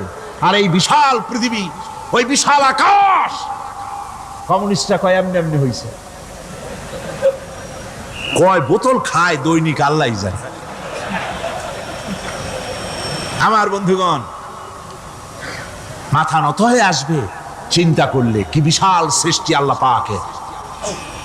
এই ছায়াপথ, এই গ্যালাক্সি, এর তুলনায় পৃথিবীর অবস্থান কোথায়? পৃথিবীর অবস্থানটা হচ্ছে, আমার হাতে এটা একটু কলম, এই কলমটা কাগজের উপরে আমি যদি এই নিপটা রাখি, কাগজের ভিতরে নিপে যতটুকুন জায়গা টাচ করবে, মহাশূন্য গ্যালাক্সি মিল্কি ওয়ে, আল্লাহর ওই মহাশূন্যের তুলনায় পৃথিবীর অবস্থান একটা কলমের নিপে যতটুকুন জায়গা নেয় এর থেকে বেশি নয়। এই যদি হয় পৃথিবী, তাহলে সেই পৃথিবীর মানুষ আপনি, আপনি কতটুকুন? সলিমুদ্দিন বসিরুদ্দিন খালি লাফা। আমার বন্ধুগণ, লাভ কি? লাভের চোটে বলে হ্যান করেঙ্গে ত্যান করেঙ্গে, লাঠিকে আমদার মুগুর ভরেঙ্গে। কয়দিন পর শোনা যায় শীত হয়ে পড়ছে, কিছু নাই। সুতরাং আল্লাহ পাকের অসীম সৃষ্টি জগৎ, এর সঙ্গে বিজ্ঞানের সংঘর্ষ কম, দুই একটা পয়েন্টে আছে। বাকি সবগুলিতে বিজ্ঞানের আবিষ্কার যত বাড়তেছে, আল্লাহরে চেনা, সৃষ্টি জগৎকে জানা মানুষের জন্য তত সহজ হচ্ছে। এই কথাগুলি আমি সামনের দিকে আরো বলবো ইনশাআল্লাহ। সবাই বলেন ইনশাআল্লাহ, যাতে আমাদের বুঝে আসে। আর রহমান আল্লামাল কোরআন, কোরআন শিখিয়েছেন আমাদেরকে রহমান, এমন নিয়ামত দিয়েছেন যার মধ্যে সব আছে। মানুষ সৃষ্টির ব্যাপারে, মানব সৃষ্টির ব্যাপারে নির্ভুল তথ্য যদি পেতে হয় তাহলে কার কাছে যাব? জোরে কোন? আল্লাহর কাছে যেতে হবে। আর আল্লাহর কাছে না যাইয়া মানব সৃষ্টির রহস্য যদি জানতে যাই ডারউইনের কাছে, তাহলে আপনার মামু হবে সুন্দরবনের বান্দরেরা। ঠিক কিনা? বান্দরেরা হবে মামু, শিম্পাঞ্জি ওরাং ওটাং হবে আপনার নানার দাদা। তার কারণ ডারউইন সাহেব বলেছেন মানুষ এর পূর্বপুরুষ হলো বাঁদর, শিম্পাঞ্জি, ওরাং ওটাং। এটা হলো তার থিওরি অফ ইভলিউশন। এই বিবর্তনবাদের থিওরি পেশ করতে গিয়ে তিনি বলেছেন মানুষ হলো বান্দরের জাত। আরে বেটা, তুই বান্দরের জাত। নিজের লেজ কাটিয়া সকলের লেজ কাটা আরম্ভ করতে যাচ্ছে। কি পাগলের পাগল, মানুষ হয়েছে বান্দরের জাত। আশ্চর্য কথা। কেমনে কইলে? তো বললো যে শিম্পাঞ্জি দেখছে, তো সে শিম্পাঞ্জি দেখে তার মনে হয়েছে যে মানুষ ওইরকমই তো দেখা যায়, তো মানুষ বুঝি বান্দর থেকেই আসছে। আমি বলি পৃথিবীতে এমন পাগল আমি কোনোদিন দেখিও নাই, শুনিও নাই যে কোনো পাগল পাবদা মাছ দেখে বলেছে যে এটা হচ্ছে বোয়াল মাছের পূর্বপুরুষ। টাকি মাছ দেখে কোনো ছাগলেও বলেছে আজ পর্যন্ত যেটা হলো শোল মাছের পূর্বপুরুষ। পুঁটি খাইতে খাইতে আস্তে আস্তে বিরাট শোলে পরিণত হয়ে গেছে, কোনো পাগলেও বলেনি। আচ্ছা, মেনে নিলাম ডারউইন সাহেবের থিওরি, মেনে নিলাম এক সেকেন্ডের জন্য যে বান্দর থেকেই মানুষ হয়েছে। এখনো তো বানর প্রজাতি আছে না শেষ হয়ে গেছে? আছে কিনা? তাহলে সুন্দরবনে যান, যে দেখুন কোন বাঁদর কি এ পর্যন্ত দেখা গেছে যে কোমর পর্যন্ত মানুষের মতো হয়ে গেছে? আর একটু দুধ আর পনির আর একটু এই শুটকি মাছ লোটটা ফিশ খাওয়াইলে আর কদিনের মধ্যে এই বান্দরটা মানুষ হয়ে যাবে। হয়েছে এরকম? বাঁদরের 12 আনা মানুষ হয়ে গেছে, 14 আনা মানুষ হয়ে গেছে, আর অল্প একটু বাকি। এরকম দেখা গেছে কোথাও? দেখা যায়নি। এগুলি পাগলামি কথা, পাগলামি কথা। মানুষ বানর থেকে আসেনি, মানুষ ওরাং ওটাং থেকে আসেনি, মানুষ শিম্পাঞ্জি থেকে আসেনি। মানুষ এসছে কোত্থেকে? এটা জানতে হলে এই নির্মূল তথ্য জানার জন্য আসতে হবে কোরআনের কাছে। কার কাছে? আল্লাহ রাব্বুল আলামিন তার হাবিবের মুখ থেকে মানব সৃষ্টি রহস্য তিনি উদ্ঘাটন করে দিয়েছেন। তিনি বলেছেন, দুনিয়াবাসীকে শুনিয়েছেন, ফালয়ানজুরিল ইনসানু মিম্মা খুলিক خلق من ماء دافق يخرج من بين الصلب والترائب। আল্লাহ পাক বলেন, মানুষ কি তার সৃষ্টি রহস্য দেখে না? কেমনে তাকে আমি সৃষ্টি করেছি? মায়ের বক্ষ পিঞ্জর থেকে, বাপের পৃষ্ঠ থেকে সবেগে নির্গত এক ফোঁটা নাপাক পানি দিয়ে আমি আল্লাহ মানুষকে সৃষ্টি করেছি। বান্দর থেকে নয়, ওরাংওটাং থেকে নয়, শিম্পাঞ্জি থেকে নয়। মানুষের অরিজিন মানুষ। আদম থেকে তোমরা জন্মগ্রহণ করেছো, আদম এসেছে মাটি থেকে, তোমরা এসেছো আদম থেকে। সুবহানাল্লাহি ওয়া বিহামদিহি। এটাই হলো মানব সৃষ্টির রহস্যের কথা আল্লাহ পাক বলে দিয়েছেন। অন্যত্র আল্লাহ বলেন, ইন্না খালাকনাকুম মিন তুরাবিন সুম্মা মিন নুতফাতিন সুম্মা মিন আলাকাতিন সুম্মা মিন মুদগাহ। নিষ্প্রাণ মাটি থেকে তোমার উৎপত্তি হয়েছে, আর এই নিষ্প্রাণ মাটি দিয়ে তোমাকে তৈরি করা হয়েছে। এগুলি মাতৃগর্ভের ভিতরে গিয়া নাপাক পানি ফোঁটা জমাট রক্ত হয়েছে, গোশত হয়েছে, তারপরে মানুষের আকৃতি দিয়েছি, আর এরপরে বাচ্চার আকারে মায়ের পেট থেকে আমি আল্লাহ মানুষ করে তোমাকে বের করেছি। সুতরাং মানব সৃষ্টি রহস্যের কথা বিজ্ঞানের সাথে যেটা সাংঘর্ষিক হবে কোরআনের সাথে, আমরা সেটা মানতে পারি না। আমাদেরকে মানতে হবে মূল জ্ঞানের কেতাবটা। মূল জ্ঞানের কেতাব কোনটা? জোরে কম তো, কোনটা? কোরআন। এখানে সব কথা আল্লামাল কোরআন। কোরআন শিখিয়ে মানুষকে আল্লাহ পাক সবচাইতে বড় দয়া করেছেন, এর থেকে বড় দয়া আর হয় না। কোরআন শিখিয়েছেন আমাদের, যার মধ্যে সমস্ত তথ্যের কথা আল্লাহ পাক বলেছেন। The universe and Dr. Einstein বইয়ের ভিতরে লেখা হয়েছে যে একদিন এমন হবে যখন ধীরে ধীরে সূর্য তার আলো হারিয়ে ফেলবে, চন্দ্র নিষ্প্রভ হয়ে যাবে, আর পৃথিবী আস্তে আস্তে তার গতি হারিয়ে ফেলবে। একথা আজকের বিজ্ঞানীরা অথবা আজ থেকে কয়েক বছর আগের বিজ্ঞানীরা একথা বলছেন। কিন্তু রাসূল করিম সাল্লাল্লাহু আলাইহি ওয়াসাল্লামের মুখ থেকে আজ থেকে 1400 বছর আগে, যিনি বিজ্ঞানাগারে মোটেও পড়াশোনা করেননি, লিখতে জানেন না, পড়তে জানেন না, সই করতে জানেন না, বিজ্ঞান আসছে কথা বলছে, সেই কথা 1400 বছর 1500 বছর আগে রাসূল করিমের মুখ থেকে আল্লাহ পাক বলছেন। কোরআনে কারীম বলছি, ইয়াসআলু আইয়ানা ইয়াউমুল কিয়ামা ফাইদা বারিকাল বাসারু ওয়া খাসাফাল কামারু ওয়া জুমিআশ শামসু ওয়াল কামার। হে রাসূল, রাসূলের কাছে জিজ্ঞাসা করে কিয়ামত কবে হবে? আল্লাহ পাক বলেন, বলে দিন যেদিন চন্দ্র তার আলো হারিয়ে ফেলবে, যেদিন সূর্য তার আলো হারিয়ে ফেলবে, আর চন্দ্র আর সূর্য সব একাকার হয়ে যাবে। হাজারা বলছে চাঁদে আলো থাকবে না, সূর্য আগের থেকে তার উত্তাপ এবং আলো স্তমিত হতেছে, এবং হতে হতে এমন এক পর্যায়ে আসবে যখন সূর্য আলো হারিয়ে ফেলবে। বিজ্ঞানীরা গত 4-5 বছর আগে এ বক্তব্য রেখেছেন, কিন্তু 1400 বছর আগে বিজ্ঞানের লালনাগারে লেখাপড়া না করে হুজুরের মুখ থেকে আল্লাহ কথা বলে দিয়েছেন। তাহলে বিজ্ঞানের আসল কিতাব কোনটা? জোরে বলেন কোনটা? আল্লাহ পাক আরো বলেন, ইজাশ শামসু কুবিরাত ওয়া ইযান নুজুমু কাদারাত ওয়া ইযাল জিবালু সুজ্জিরাত। তারকাগুলি, সূর্যের আলো থাকবে না, নক্ষত্রগুলো স্থানচ্যুত হয়ে যাবে, কক্ষচ্যুত হয়ে যাবে, পাহাড়গুলিকে পরিচালিত করে দেওয়া হবে, কিছুই থাকবে না, সব শেষ হয়ে যাবে।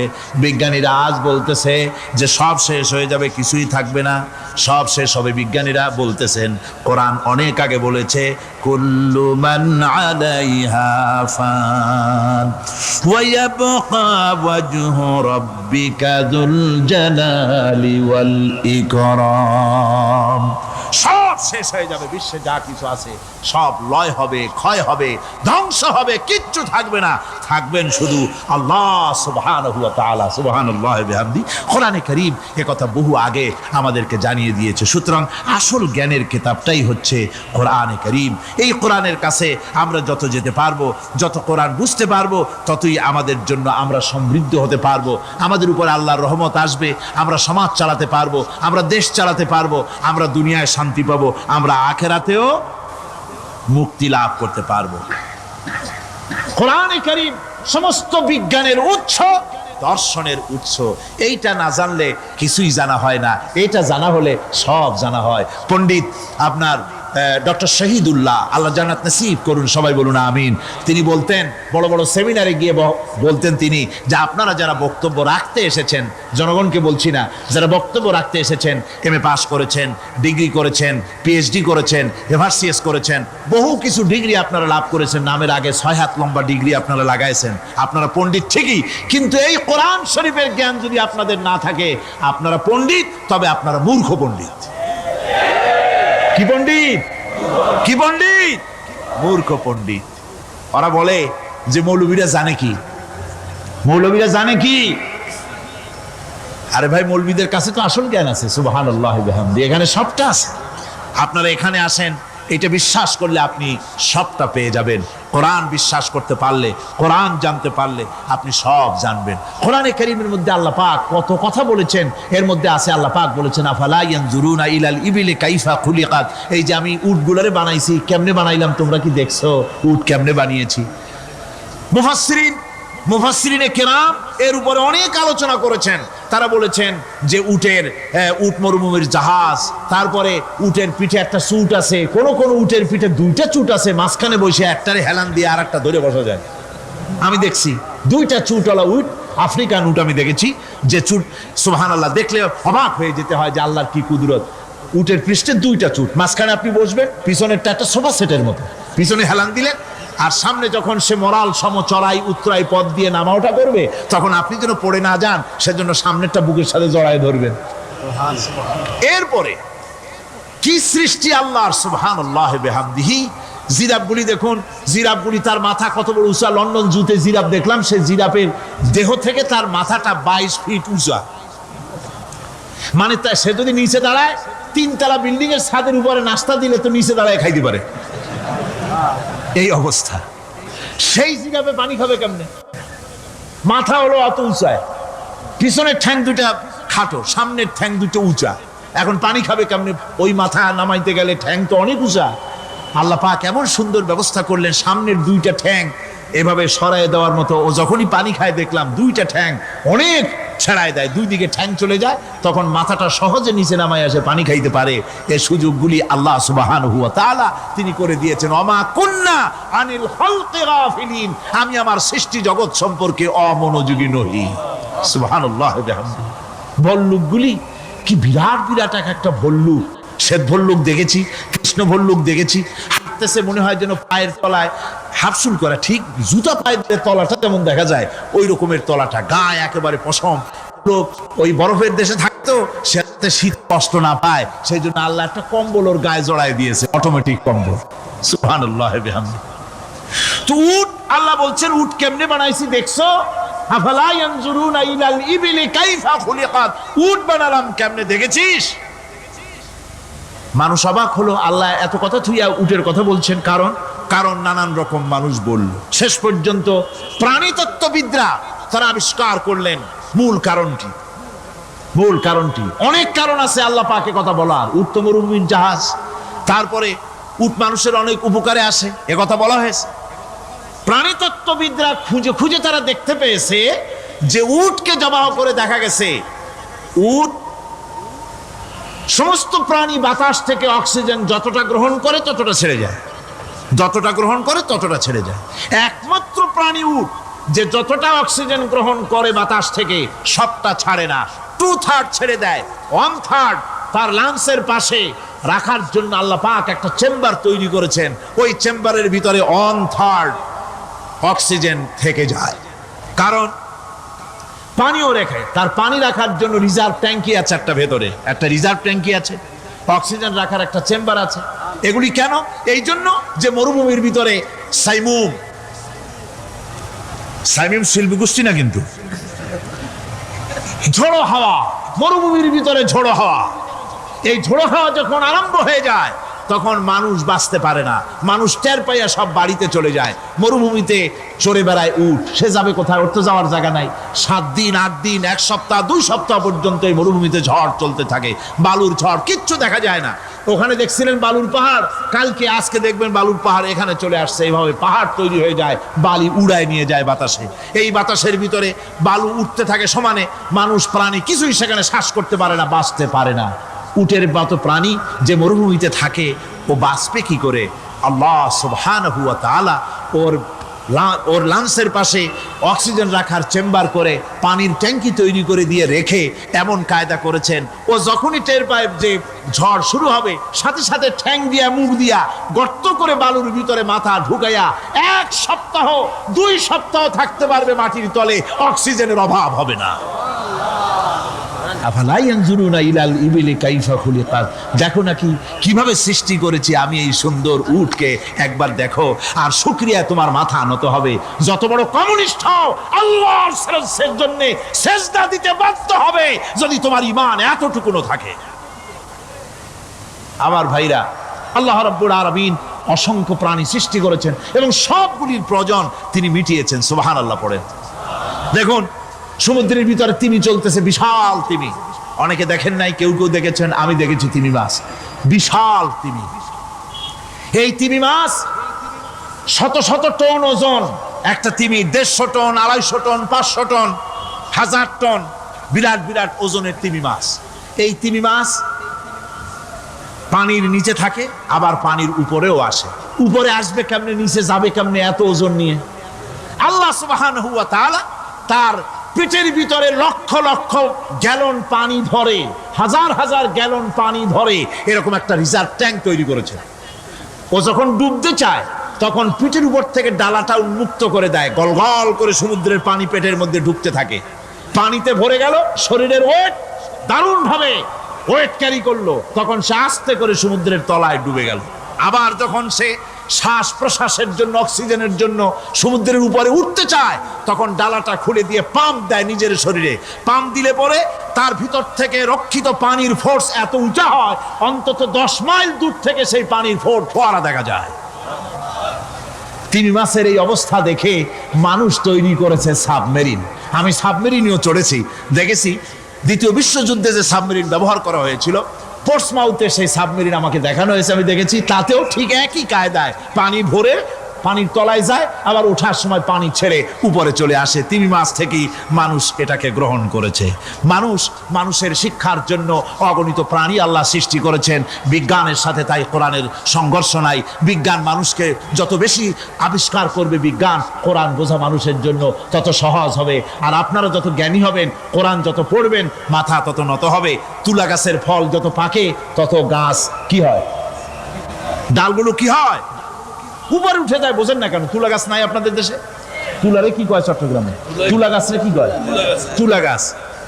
তুলা গাছের ফল যত পাকে, তত গাছের ডাল কি হয়, যখন কাঁচা থাকে তখন নিচে থাকে, ডাল ঝুঁকে পড়ে, আর পাকলে পড়ে উপরে উঠে যায়। আর আম গাছের ফল যত পাকে, তত ডাল কোথায় যায়, নিচে যায়। যারা মানুষের তৈরি করা এই সমস্ত জ্ঞানে যারা সমৃদ্ধ হয়, তারা ওই তুলা গাছের মতো আস্তে করে যতই জ্ঞানে বৃদ্ধ হয়, ততই ডাল উপরের দিকে যায়, জ্ঞান তত হালকা হয়। আর কোরআন আমের মতো, কাঁঠালের মতো, মানুষের উপকারী এমন এক ফলের মতো, যত পাকে, যত পড়ে, জ্ঞান যত সমৃদ্ধ হয়, ততই আল্লাহর সামনে মাথা নত হয়ে যায়। মানুষের কাছে জ্ঞান খুবই সংক্ষিপ্ত জ্ঞান। মানুষের কাছে অমা উতিতুম মিনাল ইলমি ইল্লা কালিলা, খুব সামান্যতম জ্ঞানই তোমাদেরকে দেওয়া হয়েছে, বেশি জ্ঞান আমাদের কাছে নাই। সবচাইতে বড় জ্ঞানের উৎস আল্লাহ সুবহানাহু ওয়া তাআলা। জ্ঞানের উৎস হচ্ছে কোরআনে হাকিম। সেই কোরআন থেকে আল্লাহ পাক দয়া করে আমাদেরকে কোরআন শিখিয়েছেন। জোরে কোন সুবহানাল্লাহি বিহামদিহি। এই কোরআনের সব কথা আল্লাহ আর রহমান আল্লামাল কোরআন, আল্লাহর সবচাইতে বড় দয়া আমাদেরকে কোরআন শিখিয়েছেন। জোরে কোন সুবহানাল্লাহ। সেই কোরআনের মর্যাদা, সেই কোরআনের শিক্ষা, সেই কোরআন দিয়ে আমাদের কি ফায়দা ইত্যাদি কথা আমি ধীরে ধীরে আপনাদের সামনে আলোচনা করব ইনশাআল্লাহুল আজিজ। সবাই বলেন আমিন। আমার ভাইরা, এই আলোচনা থেকে কেউ মাহরুম হবেন না, এই আলোচনা থেকে কেউ মাহরুম হবেন না। একজনে গতকাল বলেছিলাম, 3 জনকে যদি দাওয়াত দিয়ে আনেন, তাহলে ফায়দাটা কি জানেন? আপনার দাওয়াতে একটা ভাই যদি অতিরিক্ত আসেন এ মাহফিলের মধ্যে ওয়াজ শোনার জন্য, কোরআন শুনলেন, কোরআনের দিকে আকৃষ্ট হলেন, নামাজি হলেন, দিনদার হলেন, পরেজগার হলেন, আপনি মরে যাবেন, কিয়ামত পর্যন্ত এই সব আল্লাহ পাক আপনার আমলনামায় লিখে দিবেন। জোরে বলেন আমিন। আরো জোরে বলেন আমিন। আল্লাহুম্মা আমিন। ربنا ظلمنا أنفسنا وإن لم تغفر لنا وترحمنا لنكونن من الخاسرين ربنا لا تزغ قلوبنا بعد إذ هديتنا وهب لنا من لدنك رحمة إنك أنت الوهاب ربنا العالمين। হাজার হাজার মুসলমান নরনারী দীর্ঘক্ষণ ধরে তোমার কোরআনের কথা শুনেছি, মেহেরবানি করে সওয়াবটুকু রাসূল করিম সাল্লাল্লাহু আলাইহি সাল্লামের রূহ মুবারকে পৌঁছে দাও। तमाम পৃথিবীর মাটির নিচে যত মুমিন মুমিনাত শুয়ে আছে, আল্লাহ তুমি মেহেরবানি করে কবরগুলিকে জান্নাতের টুকরায় পরিণত করে দাও। আমাদের মা বাপ যাদের দুনিয়া থেকে বিদায় হয়ে গেছে, আল্লাহ দয়া করে তাদেরকে জান্নাতবাসী করে নিও। রব্বিরহামহুমা কামা রব্বায়ানি সাগীরা রব্বিরহামহুমা কামা রব্বায়ানি সাগীরা। হায় আল্লাহ তাআলা, এই মাহফিলের আয়োজন যারা করেছেন, ইসলামী সমাজ কল্যাণ পরিষদকে তুমি মঞ্জুর করে নিও আল্লাহ রাব্বুল আলামিন। तमाम পৃথিবীর বুকে মুসলমানেরা যত জায়গায় বিপদে আছে, মুসিবতে আছে, আল্লাহ তুমি দয়া করে মেহেরবানি করে বিপদগ্রস্ত মুসলমানদের হামি ও নাসির হয়ে যাও রব্বুল আলামিন। এই মাহফিল আরো 3 দিন এখানে হবে বলে আমাদের প্রোগ্রাম রয়েছে। আল্লাহ বাকি 3 দিন তোমার কুদরতি নিজাম দিয়ে তুমি এটাকে পরিচালিত করে দিও আল্লাহ রব্বুল আলামিন। এই মাহফিল যারা আয়োজন করেছেন, এবছর দারুণভাবে ঋণগ্রস্ত হয়ে তারা এই মাহফিলের ব্যবস্থা করেছেন, আল্লাহ তুমি দয়া করে তাদের ঋণ পরিশোধ করার মতো তৌফিক দিয়ে দিও। তোমার বান্দাদের দিল তাদের দিকে মাইল করে দিও রব্বুল আলামিন। এই মাহফিলের যিনি মুরব্বী হযরত মাওলানা শামসুদ্দিন সাহেবের জন্য গতকাল দোয়া করেছি, আজও করছি, গত বছরও করেছি। তোমার কাছে আমরা কাঁদতেই থাকবো, দোয়া করতেই থাকবো, যেহেতু তোমার দরজা ছাড়া আর বান্দার কোনো দরওয়াজা নাই।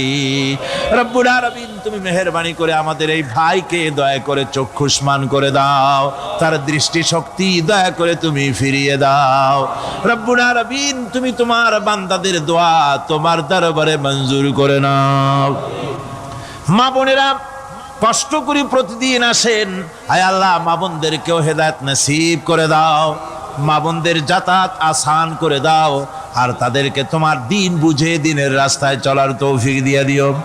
রব্বানা তাকাব্বাল মিন্না ইন্নাকা আনতাস সামিউল আলিম ওয়া তুব আলাইনা ইন্নাকা আনতাত তাওয়াবুর রহিম। সুবহান রাব্বিকা রাব্বিল ইজ্জাতি আম্মা ইয়াসিফুন ওয়া সালামুন আলাল মুরসালিন আলহামদুলিল্লাহি রাব্বিল আলামিন। বিহাক্কি লা ইলাহা ইল্লাল্লাহু মুহাম্মাদুর রাসূলুল্লাহ। মাল সামান 100 বছর কি ধরে খাবো তাও জমা করে রেখেছি, কিন্তু এক মুহূর্তের খবর নাই। মাহফিলে এসেছি, বাড়ি যেতে পারবো নিশ্চয়তা নাই। আছে? বলেন আছে? আপনি বাড়ি যাও ভালো, বসেছেন, দাঁড়াতে পারবেন এই নিশ্চয়তা আছে নাই। সুতরাং যে সময়ের উপরে কসম করি, মূলত সময়ের অপরিসীম গুরুত্ব সম্পর্কে আল্লাহ পাক মানুষকে বুঝাই দিতেছেন। সময়ের দাম দাও। আমাদের সময় চলে যায় গান শুনতে শুনতে, আশ্চর্য মলম বিক্রি করা দেখতে দেখতে, তাস পাশা খেলতে খেলতে সময় চলে যায়, কেউ খেয়াল করে না।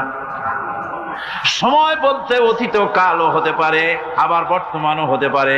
আর বর্তমান কাল কোনো কালই না, বর্তমান কাল কোনো কাল নয়। প্রতি মুহূর্তে ভবিষ্যৎ এসে বর্তমান হয়, আর প্রতি মুহূর্তে বর্তমান কি হয়? অতীত হয়ে যায়। বর্তমান কাল বলে কোনো কাল না, প্রতি মুহূর্তে অতীত হয়ে যাচ্ছে। এই যে আমি মাহফিলে বসছিলাম প্রথম এসে, ওইটা কি এখনো বর্তমান আছে? এই যে বর্তমান কথা বলছি, এটা অতীত হয়ে যাচ্ছে। সুতরাং বর্তমান কাল নাই। আল্লাহ পাক অল আসরের সময়ের কসম করে বলছেন। যদি আমরা চিন্তা ভাবনা করি তাহলে আমরা লক্ষ্য করব আমাদের আসল মূলধন সময়। আসল মূলধন কি? জীবনের আসল মূলধন কি? সময়ের দিকে লক্ষ্য রাখতে বলা হয়েছে। যেই জাতি, লক্ষ্য করুন, যে জাতি দৈনিক 5 বার টাইমলি অক্ত মতো সময় মতো নামাজ আদায় করতে হয়, দুর্ভাগ্যজনক সত্য সেই জাতির কাছে সময়ের কোনো দাম নাই। সময়ের দাম নেই। 9টার গাড়ি কয়টা আসবে? 9টার গাড়ি কয়টা আসবে? একদিন দেখা গেল সত্যি 9টার সময় এসে গেছে। যাত্রীরা বলছে মাশাআল্লাহ, অন্তত একটা দিন তো 9টার সময় আসলো।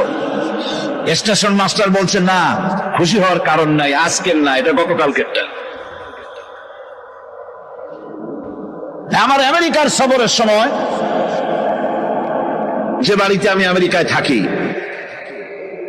কুইন্স এলাকায়, নিউ ইয়র্ক সিটিতে, সে বাড়িওয়ালা চাকরি করে। সে আমাকে বলল 10টি বছর আমি একটা ট্রেনে যাতায়াত করি। সে বলছে রাত 3:45 ট্রেনটা আসে, ওই ট্রেনে চড়ে সে তার কর্মস্থলে যায়। বলল 10টা বছর আমি এখানে আছি, 10 বছরের ভিতরে এই ট্রেনটা 1 মিনিটের জন্য এদিক ওদিক করলো না, ঠিক 3:45 এসে হাজির হয়ে গেছে। ঝড় হোক, বৃষ্টি হোক, স্নো পড়ুক, বরফ পড়ুক, টাইমলি চলতেছে। দুনিয়ায় ভিন্ন জাতিরা যে উন্নতি করে তার পেছনে সময়ের জ্ঞান তাদের অনেক বেশি আমাদের থেকে। কথা ঠিক কিনা? আমাদের সময় জ্ঞান নাই, সময়ের কোনো মূল্য আমরা দেই না। 2টার সময় মিটিং হবে, মন্ত্রী সাহেব আসেন 5টার সময়, ঠিক কিনা? বক্তৃতার জন্য সময় দেওয়া হয়েছে 20 মিনিট, নাহমাদু ওয়া নুসাল্লি আলা কইয়া সুর দিয়া 35 মিনিট গেছে নাহমাদু কইতে কইতে। সময় 20 মিনিট, তার মনেই নেই। এই যে সময়ের জ্ঞান নাই, এটা ব্যর্থতা। নামাজ মানুষকে সময়ের জ্ঞান শিখায়, কোন আলহামদুলিল্লাহ। এই সময়ের জ্ঞান আমাদেরকে শিখতে হবে।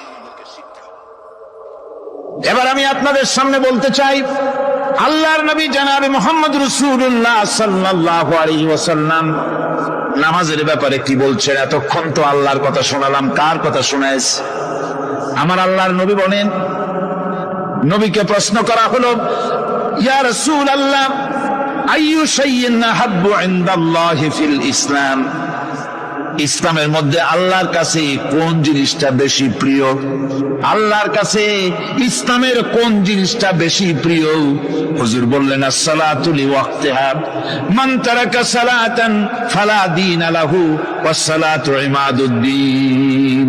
আল্লাহর কাছে সবচাইতে বেশি প্রিয় হচ্ছে নামাজ। সবচাইতে প্রিয় কি? নামাজ। ওয়াক্ত মতো নামাজ আদায় করা আল্লাহ পাকের বেশি প্রিয়। আর এই নামাজ হচ্ছে দ্বীনের খুঁটি। এটা দ্বীনের কি?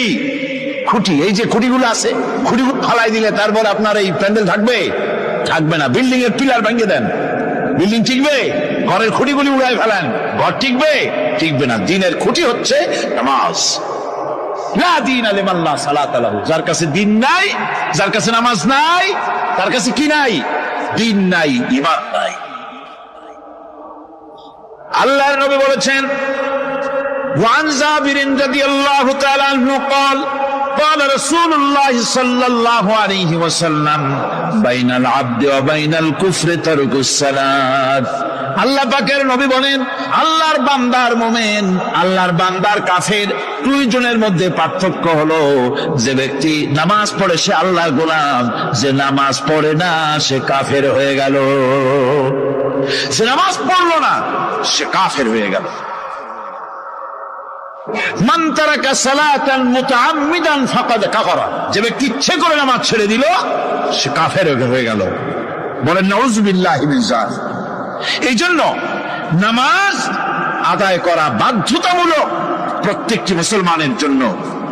রাসূল করিম সাল্লাল্লাহু আলাইহি সাল্লাম একটা দৃষ্টান্ত দিয়েছেন, কারো বাড়ির সামনে যদি একটা নাহার থাকে, একটা পুকুর থাকে, একটা খাল থাকে প্রবাহিত, এতে যদি ওই বাড়িওয়ালা দৈনিক 5 বার গোসল করে, তাহলে তার গায়ে কি কোনো ময়লা থাকে? হুজুর, সাহাবীরা বললেন, না হুজুর, থাকে না। হুজুর বললেন, এটাই হলো নামাজের দৃষ্টান্ত। 5 ওয়াক্ত নামাজ যে আদায় করবে, সেই গুনাহ থেকে আল্লাহ পাক তাকে পবিত্র করে দিবেন। সুবহানাল্লাহ। আমার ভাইরা, নামাজ পড়লে পরে এক জুমা থেকে আর এক জুমা পর্যন্ত মানুষ যে সমস্ত গুনাহ করে, কবিরা গুনাহগুলি বাদে, শিরক আর কবিরা গুনাহগুলি বাদে যত গুনাহ আছে তার কাফারা হয়ে যায়। নামাজ যে সঠিকভাবে আদায় করবে, এই নামাজটা একটা কঠিন কাজ। নামাজটা কি কাজ? কে বলতেছেন কথা? আল্লাহ পাক। ওয়া ইন্নাহা লাকাবীরাতুন ইল্লা আলাল খাশিঈন। নামাজ একটা ভারী জিনিস, একটা কঠিন জিনিস। কাদের জন্য কঠিন নয়? যারা নাকি আল্লাহ পাককে ভয় করে। আল্লাযীনা ইয়াযুন্নুনা আন্নাহুম মুলাকু রাব্বিহিম ওয়া আন্নাহুম ইলাইহি রাজিউন। যারা নাকি একথা মনের ভিতরে ধারণা করে যে আল্লাহ রাব্বুল আলামিনের দরবারে আমার হাজির হওয়া লাগবে, মোলাকাত করা লাগবে, এই চিন্তা যারা করে, তাদের জন্য নামাজ মোটেই কষ্টকর নয়, নামাজ মোটেই তাদের জন্য অসহনীয় নয়, বোঝা নয়, ভার নয়। তারা নামাজ আদায় ঠিকই করবে। এই জন্যে বিবি বাল বাচ্চা সকলকে নামাজের জন্য তাগিদ করতে হবে। যত ভাই এখানে এসেছেন, নিজেরা পড়বেন, বিবি বাল বাচ্চাকে তাকিদ করবেন। আল্লাহ পাক বলছেন, ওয়া আনজির আশীরাতাকাল আকরাবিন, তোমার নিকটবর্তী যারা আছে তাদেরকে তুমি আল্লাহর ভয় দেখাও। নামাজের জন্য তাদেরকে বলো, আল্লাহর ভয় তাদের অন্তঃকরণের মধ্যে সৃষ্টি করে দাও। আর এই নামাজ পড়তে হবে জামাতের সাথে। নামাজ পড়তে হবে কিসের সাথে? জামাতের সাথে। রাসূল করিম সাল্লাল্লাহু আলাইহি ওয়াসাল্লাম বলছেন, হুজুরের কাছে, আল্লাহর নবীর কাছে হযরতে আবু হুরায়রা রাদিয়াল্লাহু তাআলা আনহু হাদিসটি বর্ণনা করেছেন। হুজুরের কাছে একজন অন্ধ লোক এলো। সেই অন্ধ লোক এসে বললেন, হুজুর, আমি তো চোখে দেখি না, জামাতের যে গুরুত্বের কথা আপনি বললেন, আমাকে কি রুখসত দেওয়া যায় নাকি? আমি অনেক সময় সাথী সঙ্গী পাই না, আমাকে কি রুখসত দেওয়া যায় নাকি?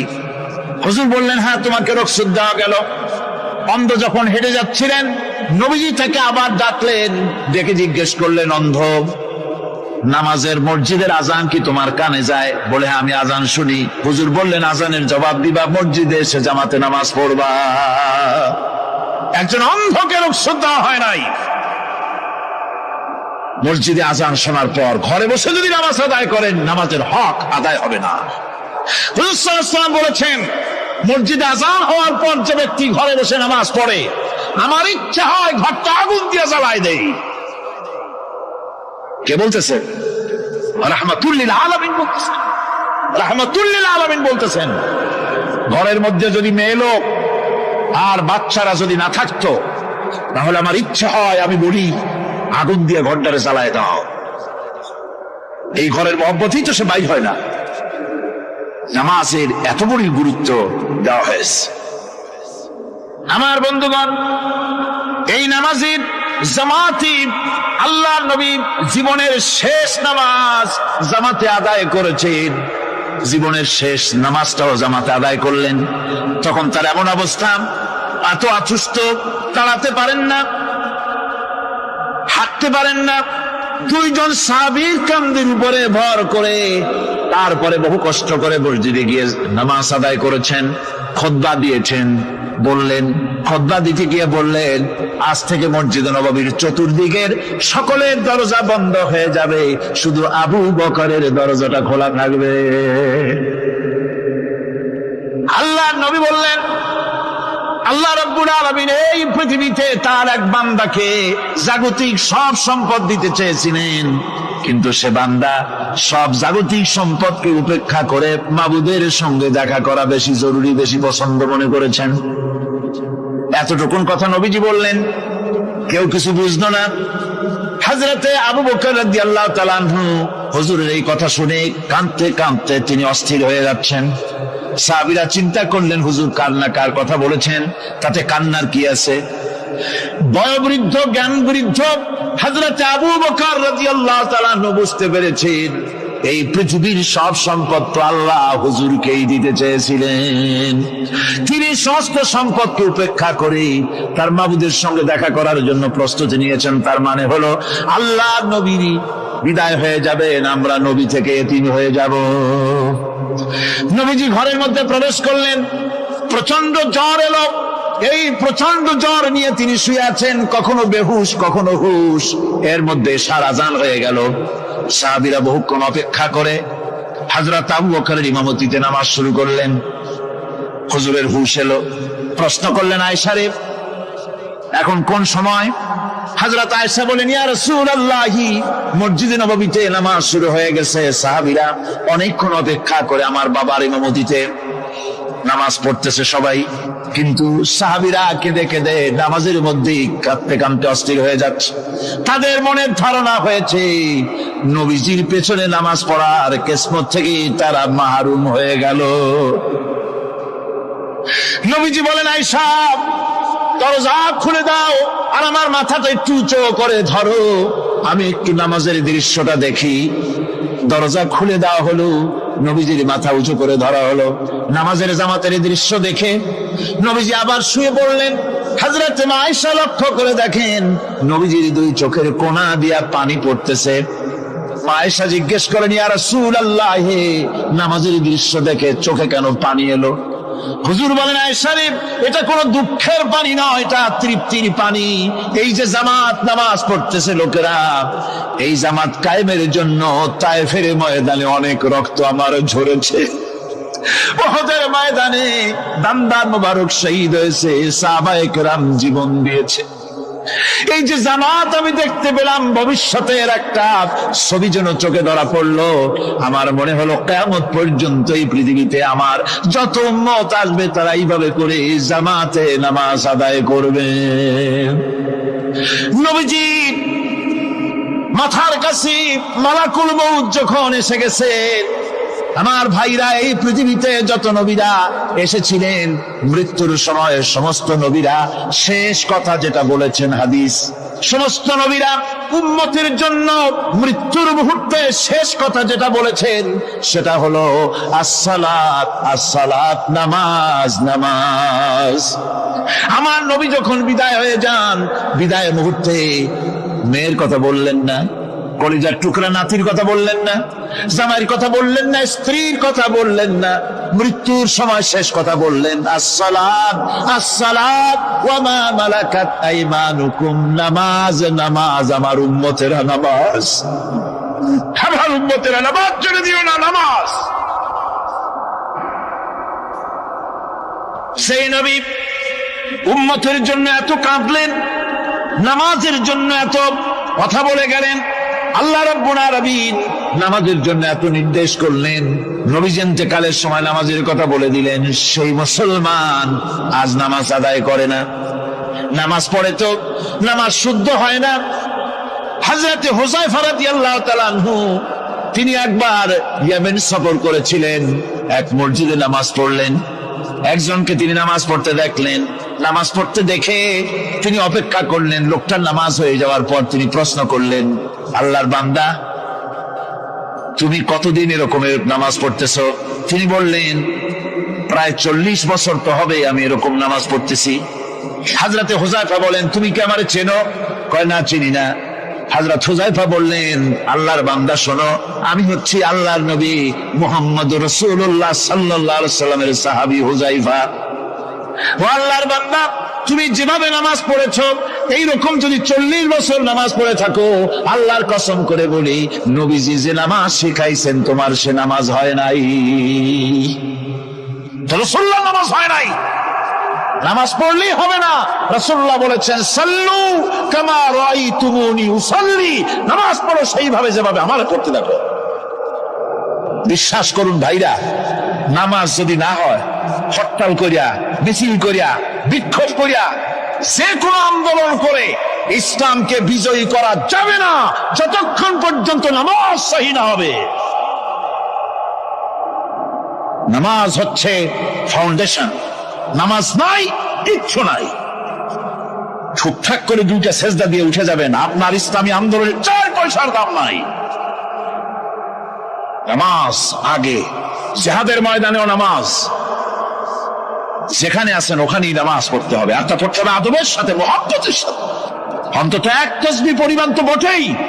যদি তা না হয়, রুকুর থেকে দাঁড়ালেন, সেজদায় চলে গেলেন, ওয়াজিব তরক হলো, সেজদা দিলেন না, নামাজ ফাসেদ হয়ে গেল, নষ্ট হয়ে গেল। এটা পাগলামি না, নামাজ সহিভাবে আদায় করতে হবে। নামাজ থেকে দাঁড়াবেন, রুকুর থেকে দাঁড়ায় গেলেন, বলবেন রব্বানা লাকাল হামদ, কোন রব্বানা লাকাল হামদ হামদান কাসীরান তাইয়িবান মুবারাকান ফিহি। একজন সাহাবী এই দোয়াটা পড়ছিলেন। নামাজ শেষ করে আল্লাহর নবী প্রশ্ন করলেন, নামাজের ভিতরে অতিরিক্ত এই কথাগুলি কে বলেছো? সাহাবী ভয় পেয়ে গেলেন, ভয় তিনি বললেন, হুজুর আমি বলেছি। হুজুর বললেন, তুমি জানো না আমি নবী, তুমি নবী না, আমি যা দেখি তুমি দেখতে পাও না। তুমি যখন এই দোয়াটা পড়তেছিলে আমি লক্ষ্য করেছিলাম আল্লাহর রহমতের ফেরেশতারা প্রতিযোগিতা করতেছিল তোমার আমলনামায় কে কত বেশি নেকি লিখবে। রুকুতে দাঁড়ায়া এটা পড়বেন, সেজদায় চলে যাবেন, 2 সেজদার মাঝখানে ততক্ষণ বসে থাকবেন যতক্ষণ একটা সেজদার ভিতরে ছিলেন। পড়বেন আল্লাহুম্মা গফিরলি ওয়ারহামনি ওয়াহদিনি ওয়াআফিনি ওয়ারযুক। নামাজের মধ্যে দোয়া করতেছেন, আল্লাহ আমারে ক্ষমা করে দাও। সব দোয়া সব হুজুরের, আমাকে ক্ষমা করো, আমাকে হেদায়েত দাও, আমাকে সুস্থ করো, আমাকে রহম করো, আমাকে রিজিক দাও। সুবহানাল্লাহ। নামাজের ভিতরে দোয়া কবুলের সময়, নামাজের সেজদার ভিতরে দোয়া কবুল হয়। এইভাবে করে রাসূল করিম সাল্লাল্লাহু আলাইহি ওয়াসাল্লামের নামাজটা কেমন হাক্কানি উলামাদের কাছ থেকে জেনে নেবেন। যেহেতু হুজুর বলেছেন সাল্লু কামা রাআইতুমুনি উসাল্লি, নামাজ পড়ো সেইভাবে যেভাবে আমাকে পড়তে দেখো। নামাজের ভিতরে একাগ্রতা লাগবে, ভালোবাসা লাগবে, ভয় লাগবে, মুহাব্বত লাগবে। পরিপূর্ণ সময় নিয়ে শান্তিপূর্ণভাবে নামাজ পড়তে হবে। আর যত তাড়াহুড়া সব হচ্ছে নামাজের মধ্যে, ঠিক কিনা ভাইরা? রাসূল করিম সাল্লাল্লাহু আলাইহি ওয়াসাল্লামের যে নামাজ, হুজুর যেভাবে নামাজ পড়েছেন হাদিসে যা পাওয়া যায়, হাদিসে বুখারীতে সব আছে, দেখে নিবেন, সেইভাবে নামাজটা আদায় করে নিবেন। কিয়ামতের দিন আল্লাহ রাব্বুল আলামিন সর্বপ্রথম বান্দাকে প্রশ্ন করবেন কি?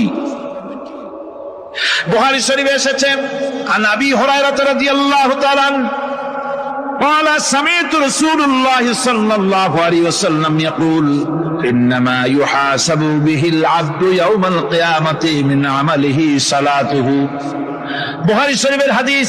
আল্লাহ রাব্বুল আলামিনের নবী বলেন, হযরত আবু হুরায়রা হাদিস খানা বর্ণনা করেছেন, তিনি বলেন যে আমি রাসূলের মুখে শুনেছি কিয়ামতের দিন আল্লাহ রাব্বুল আলামিন সর্বপ্রথম তার বান্দার কাছে প্রশ্ন করবেন, বান্দা নামাজ আদায় করেছিলি কিনা।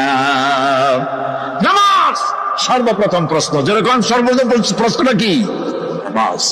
এই নামাজ আপনার বাচ্চাদেরকে যখন 7 বছর বয়স হবে নামাজের হুকুম করবেন, 10 বছরে নামাজ না পড়লে প্রহার করতে বলা হয়েছে।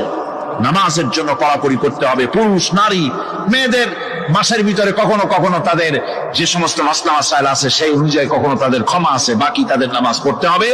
আর পুরুষের জন্য পাগল হয়ে যাওয়া, বেহুশ হয়ে যাওয়া ছাড়া নামাজ মাপ নাই, নামাজ পড়তেই হবে।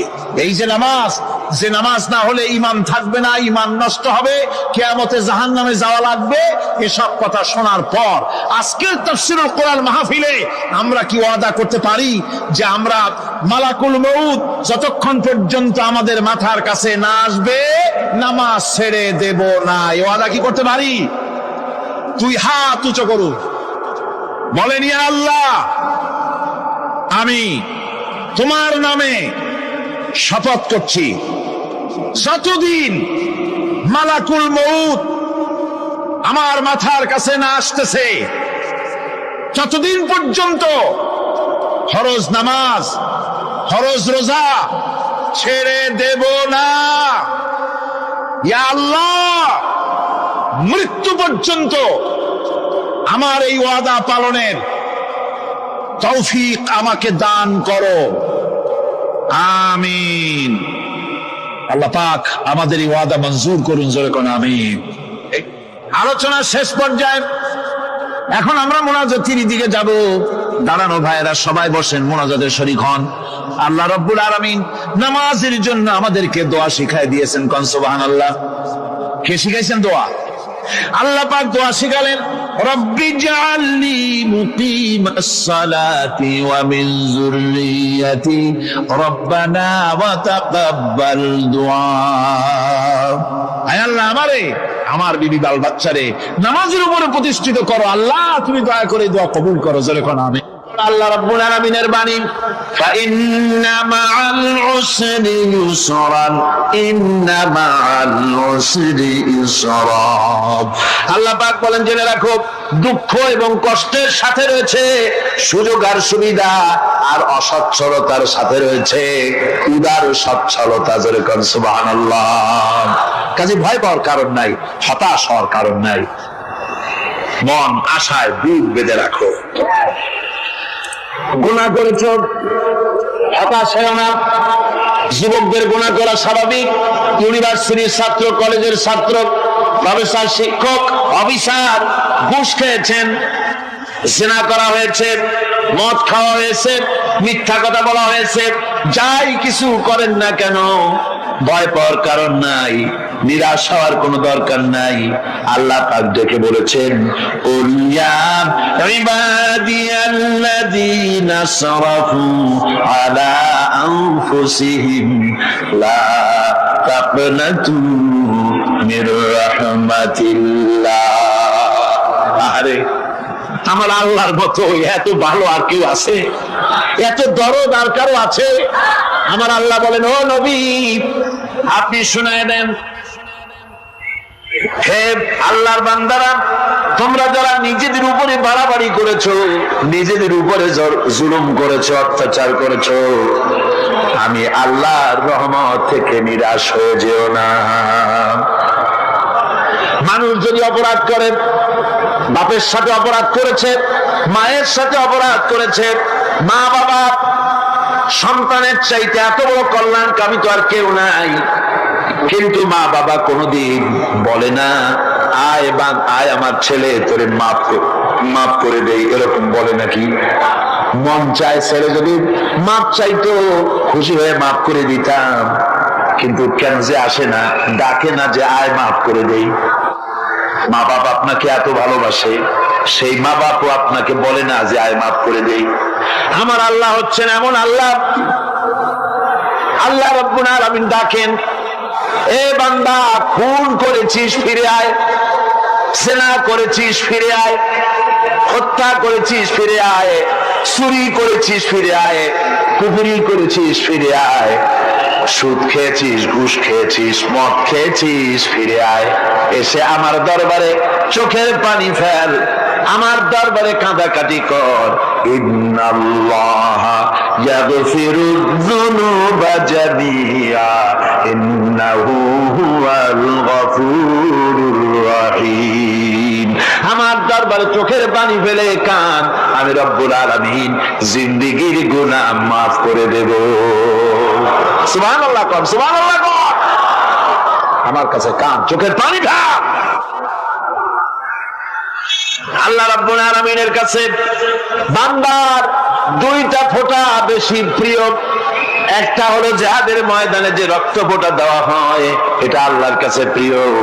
আর আল্লাহর ভয়তে গুনাহের জন্য লজ্জা করে অনুশোচনা করে বান্দা যখন চোখের পানি ছেড়ে দেয়, আল্লাহর কাছে এটা অত্যন্ত প্রিয়। নবীজি বলেছেন, বান্দা যখন গুনার ভয়তে, আল্লাহর ভয়তে, জাহান্নামের ভয়তে অনুশোচনা করে যখন চোখ দিয়ে পানি ছেড়ে দেয়, ওই চোখের পানি নাকের অর্ধেক আসতে না আসতে আল্লাহ রাব্বুল আলামিন বান্দারে মাফ করে দেয়। আল্লাহ বরদাস্ত করতে পারেন না যে বান্দা কান্দু। আমার ভাইরা, আল্লাহ রহমত, এই পৃথিবীতে আল্লাহ রহমতকে 100 ভাগ করা হয়েছে। আল্লাহ রহমতের কত ভাগ? এই 100 ভাগের 1 ভাগ সারা পৃথিবীতে ছড়াই দেওয়া হয়েছে। আর 99 ভাগ কার কাছে? আল্লাহর কাছে। 1টা ভাগ দুনিয়া ছড়ানো হয়েছে আদম আলাইহিস সালাম থেকে নিয়ে এই পর্যন্ত, এখান থেকে নিয়ে কিয়ামত পর্যন্ত পৃথিবীতে যত মানুষ আসবে, যত প্রাণী আসবে, তাদের মধ্যে প্রাণী জগত গাভী তার বাছুরকে ভালোবাসে ঠিক কিনা, হাতি তার বাচ্চাকে ভালোবাসে ঠিক কিনা, মুরগি তার বাচ্চাকে ভালোবাসে কিনা, প্রত্যেক মাই তার সন্তানকে ভালোবাসে মানুষের মতো।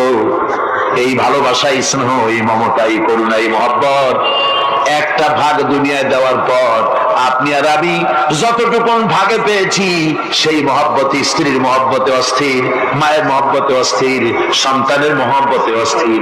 এখন চিন্তা করেন, 1টা ভাগ সারা পৃথিবীতে বিতরণ করার পর যেটুক পেয়েছি, তাতে যদি এত মহব্বত হয়, তাহলে এর 99 ভাগ মহব্বত যে আল্লাহর কাছে জমা আছে, এই বান্দার জন্য তার কত মহব্বত, এই বান্দার জন্য কত করুণতা, কত মহব্বত, কত দয়াতা। এজন্য আল্লাহ রাব্বুল আলামিন বলেছেন, নাব্বি ইবাদি আন্নী আনাল গফুরুর রহিম। আমার নবী, সুসংবাদ দিয়ে দাও, বান্দাদেরকে শোনায় দাও যে আমি আল্লাহ তাআলা ক্ষমাশীল আর দয়াবান। হুজুর কাঁদতেছিলেন, হযরত ওমর রাদিয়াল্লাহু তাআলা আনহু এসে দেখেন হুজুর একা কাঁদতেছে। বৃষ্টি দেবে, অনেকদিন বৃষ্টি নাই, তো আমাদের বাচ্চা কাচ্চা সব মারা গেছে। 1 বছর বৃষ্টি না হইলে আমাদের দেশের অবস্থা কেমন হবে? সব খরা হয়ে যাবে, অভাব অনটন পড়বে কি পড়বে না? খেতে ফসলা কি থাকবে? হাঁসের অনেকদিন বৃষ্টি নেই। তো রব্বুল আলামিনের কাছে মুসা আলাইহিস সালাম জিজ্ঞাসা করছে, মুসা নবী আল্লাহর সাথে ডাইরেক্ট কথা বলতে পারতো? আপনাদের এলাকার কোনো হুজুর বলে না আল্লাহর টেলিফোন নাম্বার আছে? মুসা আলাইহিস সালাম এমন একজন নবী, উনি ডাইরেক্ট আল্লাহর সাথে কথা বলতে পারতেন। জোরে বলেন না সুবহানাল্লাহ। ডাইরেক্ট, কোনো মাধ্যম নাই, ডাইরেক্ট তুর পার যে ডাক দিত আল্লাহ, আল্লাহ বলতো লাব্বাইক, মুসা বলো, কথা হইতো একদম সরাসরি। তো মুসা আলাইহিস সালাম জিজ্ঞাসা করছে, আল্লাহ বৃষ্টি দেবেন কবে? পাতি আসতো বলতেছে বৃষ্টির জন্য ওরা সব মরিয়া শেষ, বৃষ্টি কবে দেবে? রব্বুল আলামিন বলছে, মুসা কালী পাতিয়াসকে যাই বলবেন 40 বছর পর পানি দেব। এটা কি সুখের সংবাদ, ভালো সংবাদ? 40 বছর পর পানি দেব। হাঁসগুলা শোনার সাথে সাথে বলছে আলহামদুলিল্লাহ। মুসা আলাইহিস সালাম কয়, এই জায়গায় কি আলহামদুলিল্লাহ বলতো? 40 বছর পর বৃষ্টি দেবে, এটা কি সুখের সংবাদ, ভালো সংবাদ? হাঁস বলতেছে, মুসা নবী আল্লাহ যদি 40,000 বছরও বৃষ্টি না দেয়, আমরা তো আর আন্দোলন করে বৃষ্টি নামাইতে পারবো না। তো আল্লাহ যে 40 বছর পর বৃষ্টি দেবে শিখার কাছে, এই জন্য শুকর আদায় করলাম আলহামদুলিল্লাহ। জোরে বলেন আলহামদুলিল্লাহ। আসলে বয়ান সবার জন্য না। অনেকে মনে করবেন যে 70 বছর মানুষ আছে, এরা আসে না কেন? এরা আসতে পারবে না, কারণ আল্লাহ হাবিব বলছে হেলাকুল যিকরে রিয়াজুল জান্নাহ। যেই জায়গায় আল্লাহ পাকের জিকির আজকার তাফসীরুল কোরআন মাহফিল ওয়াজ নসিহত হয়, ওইটা জান্নাতের একটা বাগান নিয়ে যায়। জান্নাতের বাগানে জাহান্নামী প্রবেশ নিষেধ। কোন জাহান্নামের আসামি ওখানে ঢুকতে পারবে না। হাফাতুহুমুল মালাইকা ওয়া গাশিয়াতুহুমুর রাহমা নাযালাত আলাইহিমুস সাকিনা। এই প্যান্ডেলের চতুর্পার্শ্বদেশ দিয়ে এখন রহমতের ফেরেশতারা বেষ্টনী দিয়ে আপনাদের কাটতে ফেলেছে। সুবহানাল্লাহ। আর একটু বজরে করে বলেন। এটা দেখেন না, এই জন্য বিশ্বাস করতে পারেন না। চতুর্পাশ এখন রহমতের ফেরেশতারা আটকে ফেলেছে। একজনের মাথায় একজন উঠতে উঠতে আরশে আজিম পর্যন্ত তারা চলে গেছে, একদম আমাদেরকে ঘেরাও করে ফেলেছে। অগাশিয়াতুহুমুর রাহমা, আমাদের উপর এখন রহমত নাজিল হইতেছে। নাযালাত আলাইহিমুস সাকিনা, বৃষ্টির মতো সাকিনা নাজিল হইতেছে। জোরে বলেন সুবহানাল্লাহ। যারা এখানে বসা তাদের ছোট ছোট গুনাহ সব মাফ হয়ে যাবে। একটা ছোট গুনাহ থাকবে না, সব মাফ হয়ে যাবে। তাআত তাওফিকে তাআত হামজাতু, তাআত তাওফিকে তাআত হামজাতু, ই আমানাত ইজাবাত হামজাতু। আমি মাওলা যদি তৌফিক না দেব, তার দ্বারা নেকের কাজ করা কোনোদিন সম্ভব না। এটা আল্লাহ বলতেছে। ওয়া ইন তাউদ্দু নি'মাতাল্লাহি লা তুহসুহা।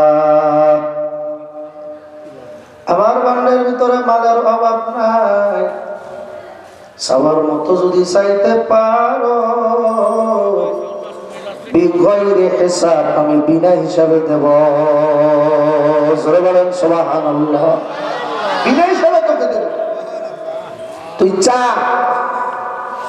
চাইতে দেবে, পেতে তৈরি হবে না। যাদের ইমান দুর্বল, এদের আমলের অবস্থাও দেখবেন খারাপ। ইমান দুর্বল হয়ে গেছে মনে করবেন। আবু জেহেল নবীর বাড়ির কাছে এই লোকটা হেদায়েত পায় নাই। একদিন যে আল্লাহ হাবিবের ডাক দিয়ে, মুহাম্মদ, আকাশের চাঁদা যদি ফাটাই দিতে পারো তাহলে আজকে তোর উপর ঈমান আনবো। যেটা মুনাফিকের অবস্থা, মুনাফিক ও জীবনে ঈমান আনবে না। কথা কথা ওরা হলো মুনাফিকের জবান, মুনাফিক কথা ঠিক কিনা জোরে কর। আর কপাল পড়ছে। তা আবু জাহেলকে আজকে ঈমান আনবো যদি আকাশের চাঁদ ফাটাইয়া দেখাইতে পারো। জাবালে কুবাইস নামে পাহাড় আছে একটা কাবাগরের কাছে। এই কুবাইস পাহাড়ের নিচে দাঁড়াইয়া আল্লাহ নবী সাল্লাল্লাহু আলাইহি ওয়াসাল্লাম সাত আঙ্গুল আকাশের দিকে উঠাইছে, আকাশের চাঁদের দিকে ইশারা করছে, চাঁদটা টাচ করে ফেটে গেছে। আবু জাহেলের ডাক দিয়ে বলল, আল্লাহ সাল্লাল্লাহু আলাইহি ওয়াসাল্লাম, আবু জাহেল, তুমি তো বলছো আকাশের চাঁদ ফাটাইয়া দ্বিখণ্ডিত করতে বলে কালেমা পড়বা, পড়। বলে তুই তো মারাত্মক জাদুকর। বলেন না হুজুর, এই কাফেরের অবস্থা এই। কথা ঠিক কিনা জোরে কর। তুই মারাত্মক জাদুকর। আগে তোর জাদু চলতো জমিনে, এখন তোর জাদু চলে আসমানে। তুই তো মারাত্মক জাদুকর। নসিবে কলেমা নাই, পড়ে নাই, কথা কয় না। আসলে